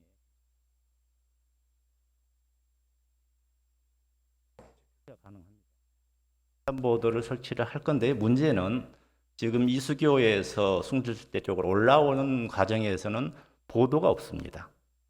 옆에 주변에 높은 옹벽이 있기 때문에 그 옹벽을 뒤로 셋백을 하는 작업을 해서 버스가 한 2대 정도 쓸 수 있는 베이를 만들어 주시고, 두 번째는 횡단보도에 대기할 수 있는 보행 공간을 만들어 준다면 충분히 저희가 횡단보도를 설치할 수 있기 때문에 그 부분은 그 도로 파트하고 관악구청 관련 구청하고 충분히 협의해서 지역 주민들의 교통 불편이 없도록 대처해 나가도록 하겠습니다. 네.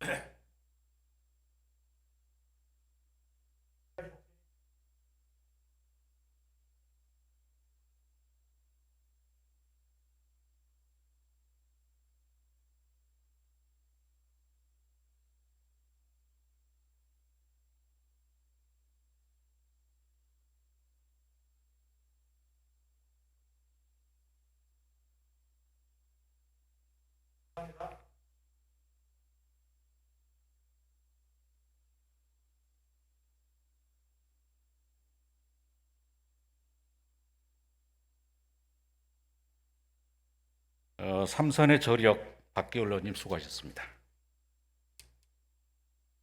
다음은 오전 마지막 질문으로 교통위원회 소속 송도 의원님의 질문이 있겠습니다. 나오셔서 질문해 주시기 바랍니다.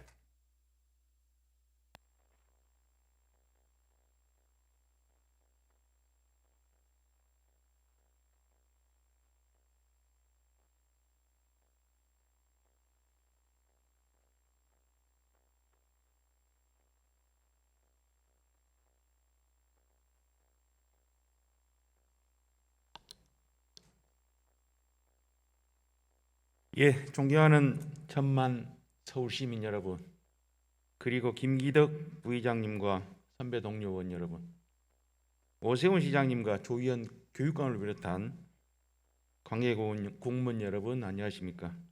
교통위원회에서 의정 활동하고 있는 관악 제1선거 출신 송도호 시의원입니다. 먼저 시장님께 제가 질문 두 꼭지를 하는데요. 하나는 커뮤니티 병원을 서남 권역에 하나 세워주라는 부분하고 봉천역 복원 부분 관련 질문인데요. 뭐 당이 다르다고 제가 공격적으로 질문을 하던가 뭐 이념적인 그런 부분은 아니니까 시장님 귀를 좀 열고 잘 들어주셨으면 고맙겠습니다. 예, 본의원은 서울 시민의 양질의 의료 서비스를 받을 수 있도록 서울시 시립병원의 정책과 그 개선 방안을 논의하고자 이 자리에 섰습니다. 먼저 준비된 동영상을 시청하겠습니다.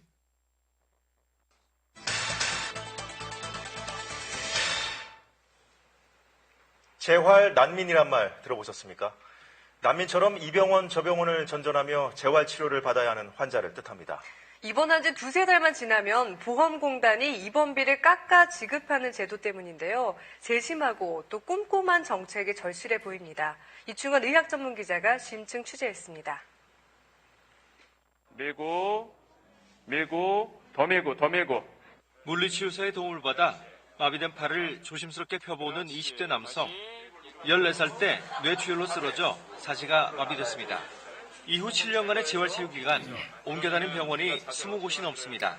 3개월이면 이제 있을 수가 없거든요. 3개월 되면 또 다른 병원 옮기고, 또 옮기고. 하나, 둘. 힘겹게 아들을 차에 태워 오늘도 병원을 오가는 어머니. 지금은 입원할 병원을 찾지 못해 한 달 넘게 통원 치료를 받고 있습니다. 병원 옮기면 또 후퇴되다 또 전진하고. 이런 식이에요. 그럼에도 불구하고 계속 이렇게 조금씩 좋아지니까. 지난 1월 공사장에서 수락해 척수 손상을 입은 이 40대 환자도 5개월간 종합병원 4군데를 옮겨 다녀야 했습니다. 좋아질만 하면은 옮겨야 된다. 그렇게 해서 좀 심적으로 많이 부담이 많이 돼서 또. 병원은 경영상의 이유를 듭니다. 입원한 지 두세 달이 되면 건강보험공단이 입원료를 40%가량 깎아 지급하기 때문입니다. 이제 개원한 지 3개월 됐는데 저희 병원 환자 중에 지금 벌써 한 40명 이상이 두 번째 달부터 깎였습니다. 과잉 진료나 환자들의 도덕적 해이를 막는다는 취지지만 문제는 재활치료가 필요한 중증 환자들에게까지 똑같은 잣대를 적용한다는 점입니다. 환자 상태에 대한 보다 꼼꼼한 심사가 필요한 이유입니다. 일부 장기 입원하는 경우에 입원료의 조정이 되고 있는데 환자의 그 개개인의 특성에 맞게 맞춤형 기준을 마련하도록 노력하겠습니다. 뇌졸중 등으로 인한 뇌병변 장애 환자만 25만 명. 이 가운데 장기 재활치료가 필요한 환자는 4만 명으로 추정됩니다. 더욱이 노인 인구 증가로 낙상으로 인한 골절, 만성 심장 폐질환 환자가 늘면서 기능 회복을 위한 재활치료 수요가 급증하고 있습니다. 때문에 우리나라에도 이런 환자들을 위한 재활 전문 병원이 설립돼야 한다는 지적입니다. 회복기 병원 또는 아급성기 재활병원이 될 텐데요. 3개월에서 6개월 이상 치료받아야 하는 환자들이 막상 갈 곳이 없습니다. 재활치료로 환자들의 조기 복귀가 이루어질 경우 전체 의료비 지출 등 사회적 비용도 오히려 줄어들 거란 분석입니다. KBS 뉴스 이충원입니다. 예, 흔히 몸이 아파서 바로 가는 병원을 급성기 병원이라 하고, 그 급성기 병원이라는 이제 급성 질환이나 응급 질환으로 입원하여 급성기 동안의 치료를 주로 담당하는 병원을 말합니다. 반면에 요양병원은 만성기 병원이라고 하는데, 일단 급한 불은 급성기에서 끄고 재활이나 요양이 필요한 환자들이 간다는 의미에서 만성기 병원이라고 합니다. 시민국장님, 발언대로 나와주시기 바랍니다.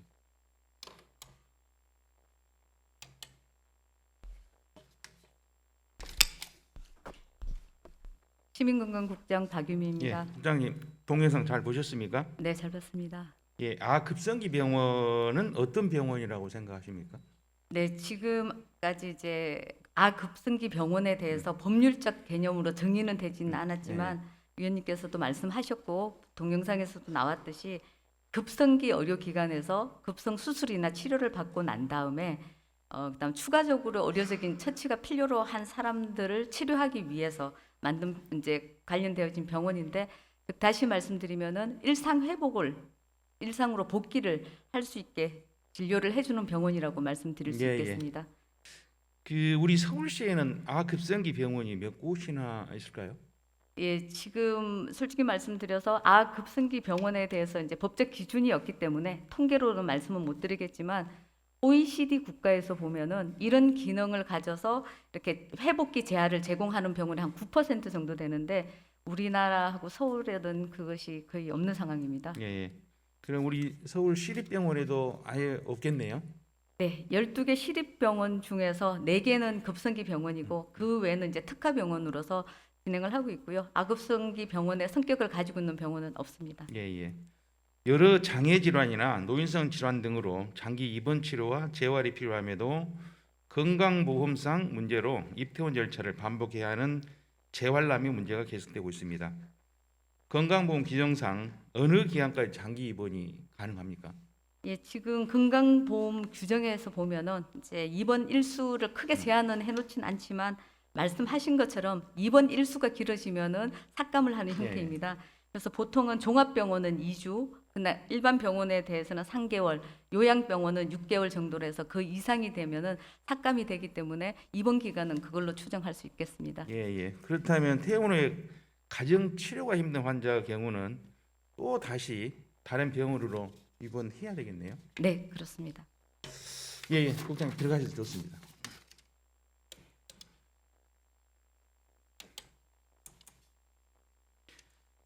예, 방금 국장님이 말씀하신 아급성기 병원은 법률적으로 규정은 안 돼 있지만 커뮤니티 병원이라는 용어로도 불리고 있습니다.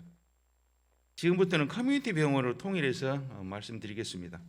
이러한 커뮤니티 병원의 필요성에 대해서 좀 더 말씀드리고자 합니다. 앞서 말한 것과 같이 급성기 치료 이후 회복기 치료를 지속함과 동시에 요양병원의 만성기 진료와 응급시 신속한 급성기 병원과 연계 기능을 수행할 수 있는 병원이 커뮤니티 병원입니다.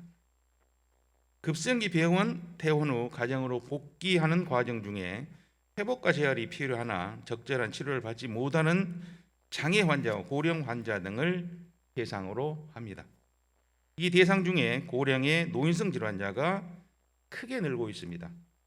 연구 자료에 따르면 우리나라 전체 인구에서 65세 이상의 고령화 비율은 2020년 기준으로 우리나라는 G7 주요 국가보다 낮은 15.7%이지만 2060년쯤에는 세계에서 고령화 비율이 가장 높은 나라로 예상됩니다. 서울시의 고령화도 우리나라 전체 고령화와 유사한 속도로 진행되고 있고 2020년 65세 이상 인구가 148만 명에서 2040년에는 282만 명을 상회하여 고령화 비율은 15.4%에서 32.4%까지 증가할 것으로 예상됩니다.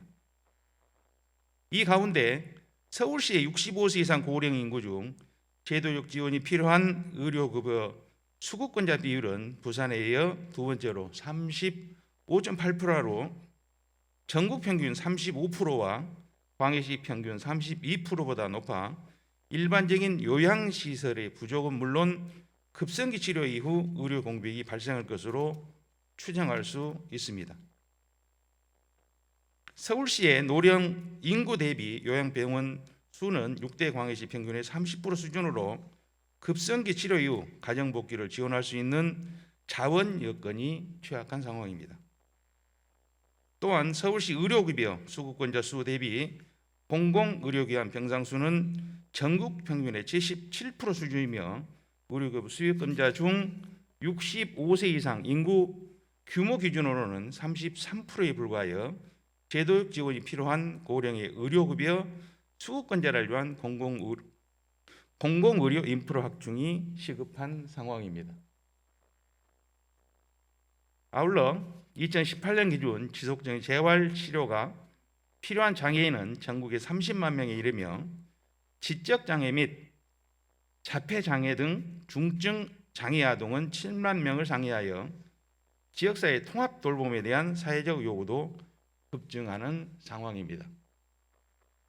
인구 대비 의료기관 병상 수는 OECD 평균의 2.6배에 일어나 회복기 재활을 담당하는 병상은 거의 없어 급성기 치료 이후 가정 복귀까지 연결되는 과정이 단절되고 있습니다.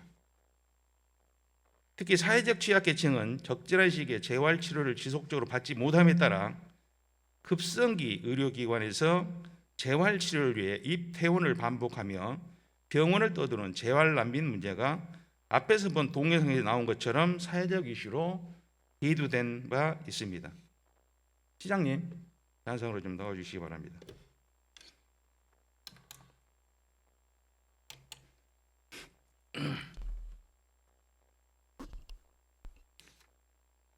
예, 시장님께서는 급성기와 만성기 병원 사이를 연계하는 커뮤니티 병원의 필요성에 대해서 어떻게 생각하십니까? 예, 솔직하게 말씀드려서 지금까지 의원님이 상세한 설명해 주시기 전에는 구체적인 사정을 잘 모르고 어렴풋이만 듣고 있었는데 일목요연하게 설명해 주시는 걸 듣고 뭔가 변화가 필요하다는 판단을 했습니다. 예. 현재 우리 서울시 시립병원은 12개가 있는데요. 정신과 전문병원 3개와 치과병원, 어린이병원, 은평병원을 제외한 6개 병원이 코로나 전담병원으로 운영되고 있습니다. 아시죠? 네.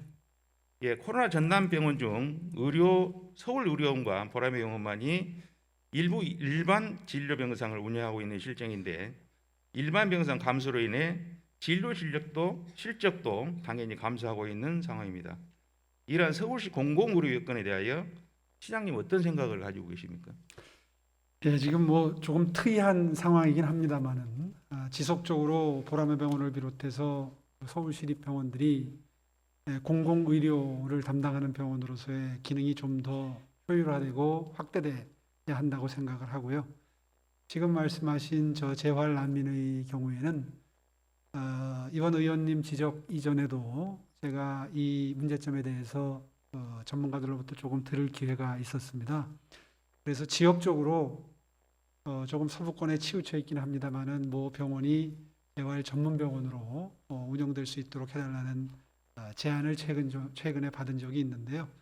그래서 파악을 해보니까 저렇게 그 재활 과정에 있는 분들이 이 병원 저 병원 전전할 수밖에 없는 의료 현실은 반드시 개선이 돼야 된다고 생각을 합니다. 예. 그 재활난민 문제가 지금 전국적인 문제인데요. 아직 해결하지 못하고 있습니다만 대한민국 의료 인프라를 선도하고 있는 서울시에 시립 커뮤니티 병원을 설립하는 것을 어떻게 생각하십니까? 예, 적극 고려해 보겠습니다. 예, 감사합니다. 서울시 시립병원에서 전국 최고 우수한 의료보건 인력들이 일하고 있습니다. 이런 인력을 활용하여 전국 최초로 시립 커뮤니티 병원을 설립하여 서울 시민의 건강 증진을 도모해야 할 것이라고 생각합니다. 시장님 들어가서 주셨습니다.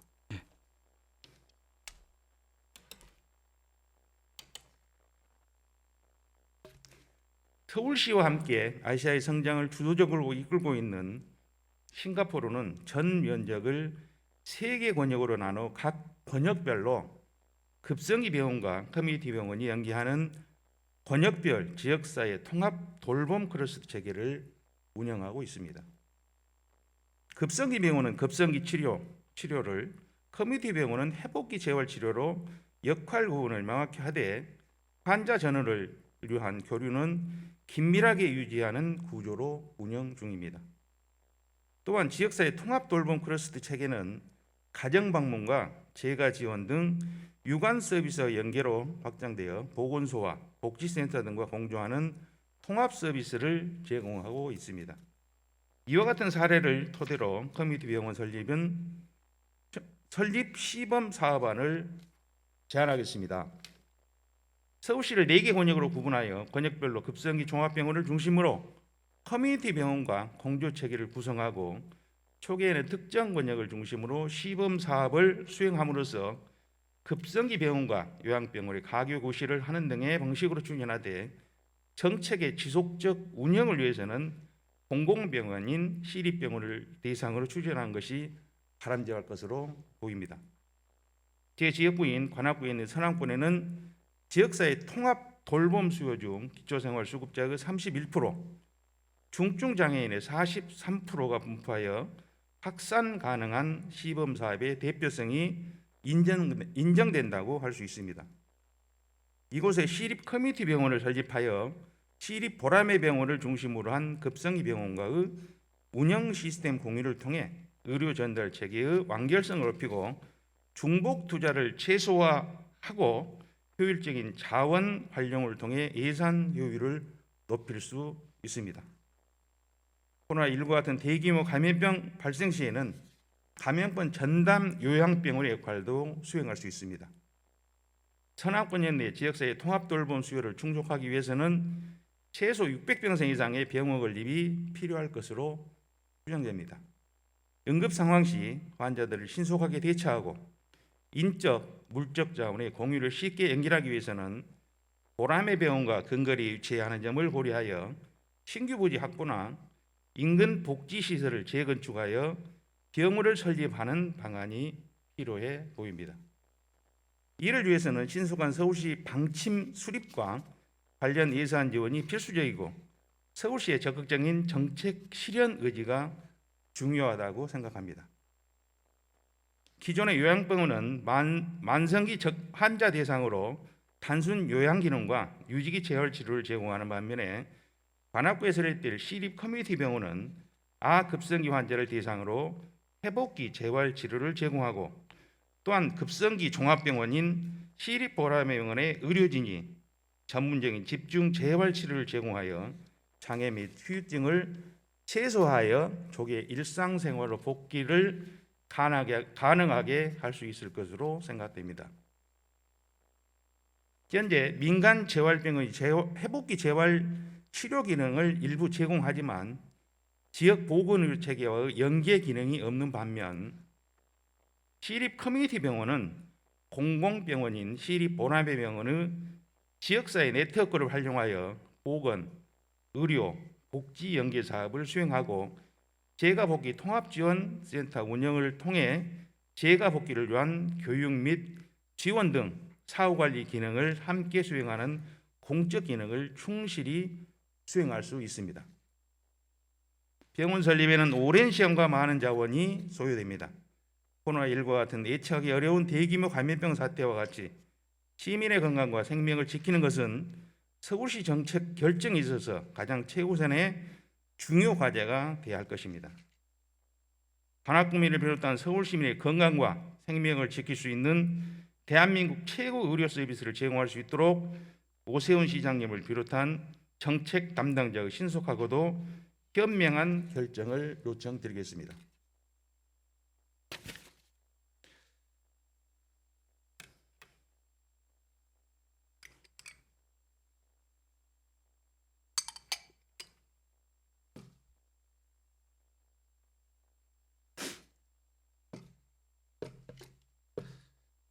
다음 질문은 봉천천 생태하천 보건 관련 내용입니다. 시장님 자리해 주시겠습니까?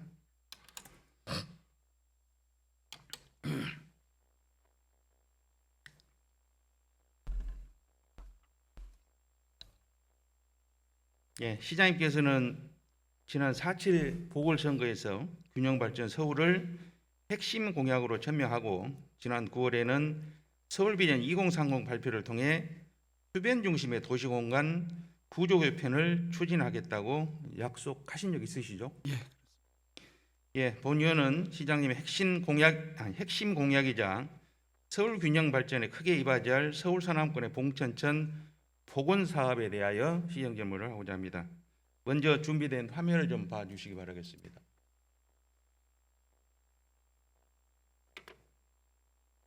어떤 내용인지 아시죠? 시장님? 지금 보시는 화면은 시장님께서 후보 시절에 선관위 제출한 5대 공약 자료 중 공약 순위 세 번째인 균형 발전 서울 관련 내용인데 맞습니까? 네. 원문 자료 그대로 캡처한 거니까 뭐 분명히 맞을 겁니다. 이 자료 일부 내용을 보면 서남권에는 서울 경제의 새바람을 일으키겠다. 산업 유산과 주변 공간을 여건 생활 속 그린 네트워크를 구축하고 이행 기간은 임기 내 사업 추진 검토 및 시행을 하고 재원 조달 방안을 보면 하천 중심, 대방천, 봉천천, 도림천 수변 문화 공간을 조성하고 2021년에 40억 원씩 세개소 129억 원을 마련하고 그걸 2021년 추경을 통해서 재원을 마련하겠다 이렇게 되어 있습니다. 시장님 이 공약 약속대로 이행하셨습니까? 예. 그 들어와서 보고를 받아 보니까 비용이 생각보다 많이 들더라고요. 예, 예. 그래서 조금 좀 시기를 조정할 필요는 생겼습니다. 예. 시장님께서 추경을 통해 갖고 하천 중심 수변 문화 공간 조성 등 사업 지원을 마련하겠다 약속하셨는데 지금 사실은 한 푼도 마련하지 안 됐어요. 네. 그죠? 이건 시민들에게 약속한 공약 내용이 심각한 약속 위반 아닙니까? 예, 그때 그 공약할 때까지만 하더라도 도림천 사업이나 그 관악구 지역에서 이미 하고 있는 그 신림 공용 차고지 및 조류조 설치 사업 같은 게 진행된다는 사실을 미처 정확히 모르고 아마 이 봉천천 또 도림천 대왕천 전부 서남권의 하천을 전부 복개를 하고 수변 문화를 좀 활성화시키는 그런 계획을 세웠었는데요.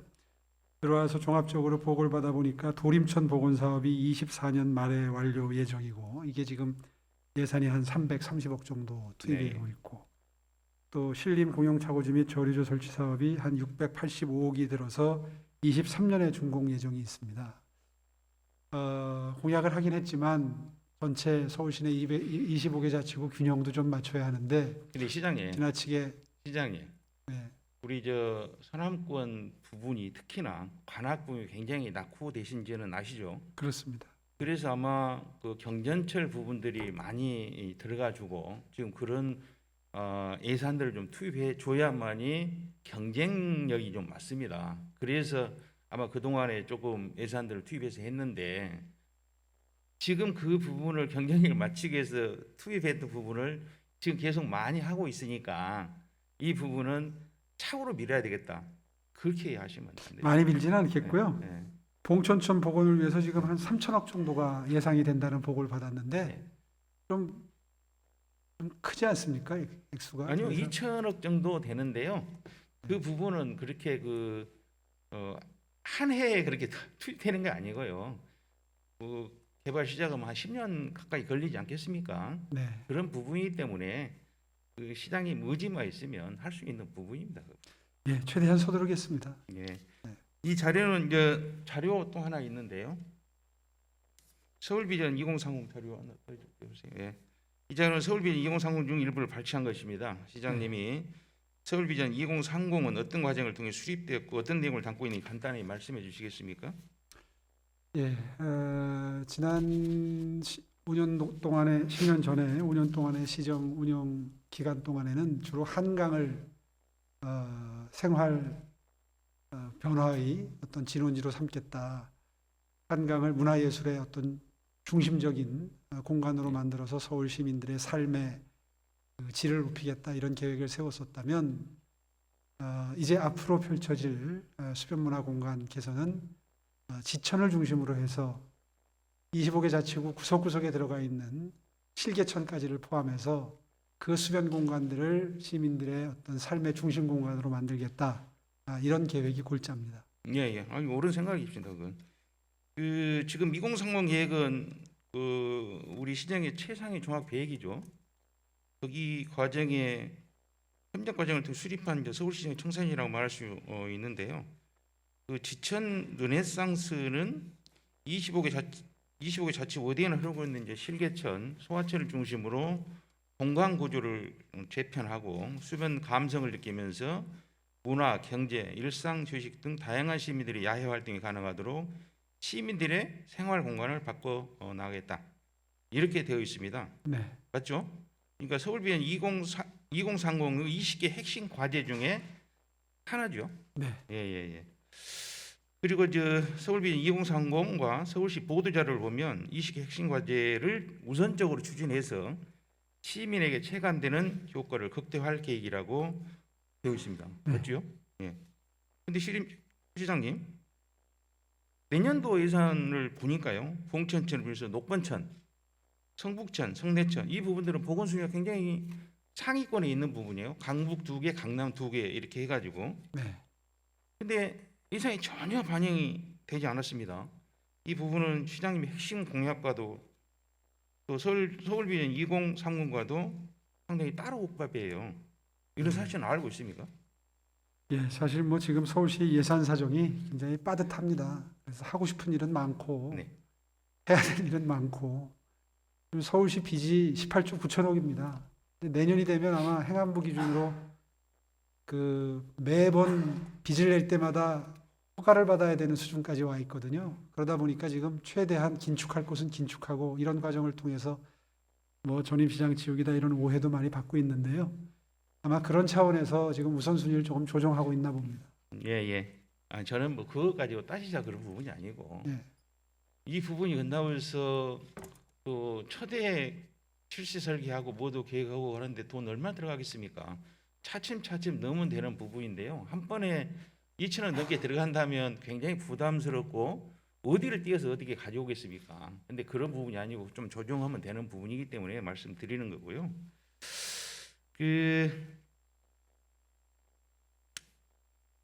우리 시장님께서 서울 균형 발전을 달성하기 위한 주 방편으로 하천 중심 수변 문화 공간 조성을 공약을 하고 서울비 2030 핵심 과제로 지천 르네상스를 채택한 점은 저도 높이 사고 싶습니다. 사실은 서울의 생명선인 수변 공간의 가치를 회복하고 하천별 특성을 고려한 도시 공간을 구축하겠다는 방향은 매우 잘 잡았다고 저는 생각합니다.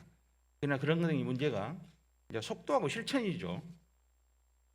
위드 코로나 시대를 맞아 세계적 도시 발전 패러다임에 맞추어 서울시를 휴식과 이로, 소통과 교류, 활동과 향유 장소로 수변 공간을 신속히 회복해야 한다고 저는 생각을 합니다. 특히나 낙후된 서울 서남권의 균형 발전과 지역 경쟁력 제고, 주민의 삶의 질 향상을 기여하는 삶의 질 향상에 기여하는 봉천천 보건 사업이 조속히 추진돼야 된다고 생각합니다. 시장님의 공약과 서울 비전 2030의 큰 틀 속에서 지천 르네상스 사업을 좀 자세히 좀 챙겨주시고 봉천천 보건 사업이 성공적으로 추진될 수 있도록 더 많은 관심 기울여 주시고 관련 사업비를 내년도 예산에 조금이라도 좀 반영해 주실 걸 저는 이 자리에 빌어서 당부드리겠습니다. 네, 그렇게 하겠습니다. 예, 감사합니다. 참고로 서울 4단간 도로가 있어가지고 우리 정무부 시장님도 저번에 잘못 저한테 보고를 해 주셨는데요. 서울 4단간 도로가 원래 1994년도인가 설계돼 가지고 1998년도에 폐기됐습니다.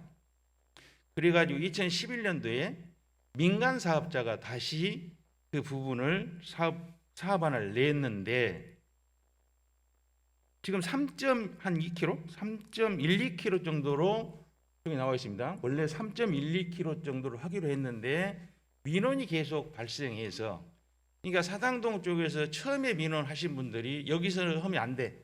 여기 방배 이수역 지나서 해야 돼. 그래서 길어지다 보니까 5.11km가 되죠. 아마 이 사업비도 2,807억으로 처음에 예산 잡았는데 지금 한 4천억 정도 되는 것 같습니다. 근데 제가 어젠가 우리 도로계획과 담당자를 만나봤어요. 만나봤는데 우리 봉천천 보건 사업만 결정해 가면 도로 민간 사업은 거기에 맞춰서 하면 된다. 그렇게 이야기를 하더라고요. 근데 지금까지는 같이 해야지 안 되면 중복돼서 매몰 비용이 생긴다. 계속 그렇게 말씀하셨잖아요. 그 부분이 아니고 봉천천 보건을 결정해서 진행을 하면 민간 사업자 하는 사당 봉천간 도로는 맞춰서 하겠다. 사실은 도로 문제도요.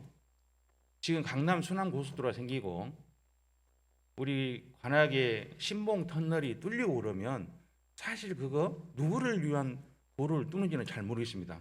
그 도로를 뚫을 때는 관악 국민들 그쪽 도움을 주기 위해서 두는 거 아닙니까? 근데 사실은 만약에 교통해소가 많이 돼버립니다.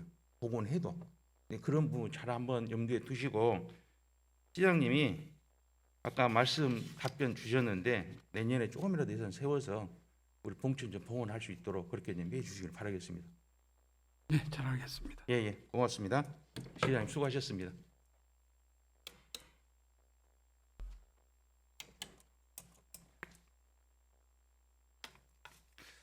예, 끝까지 경청해 주셔서 감사합니다. 고맙습니다.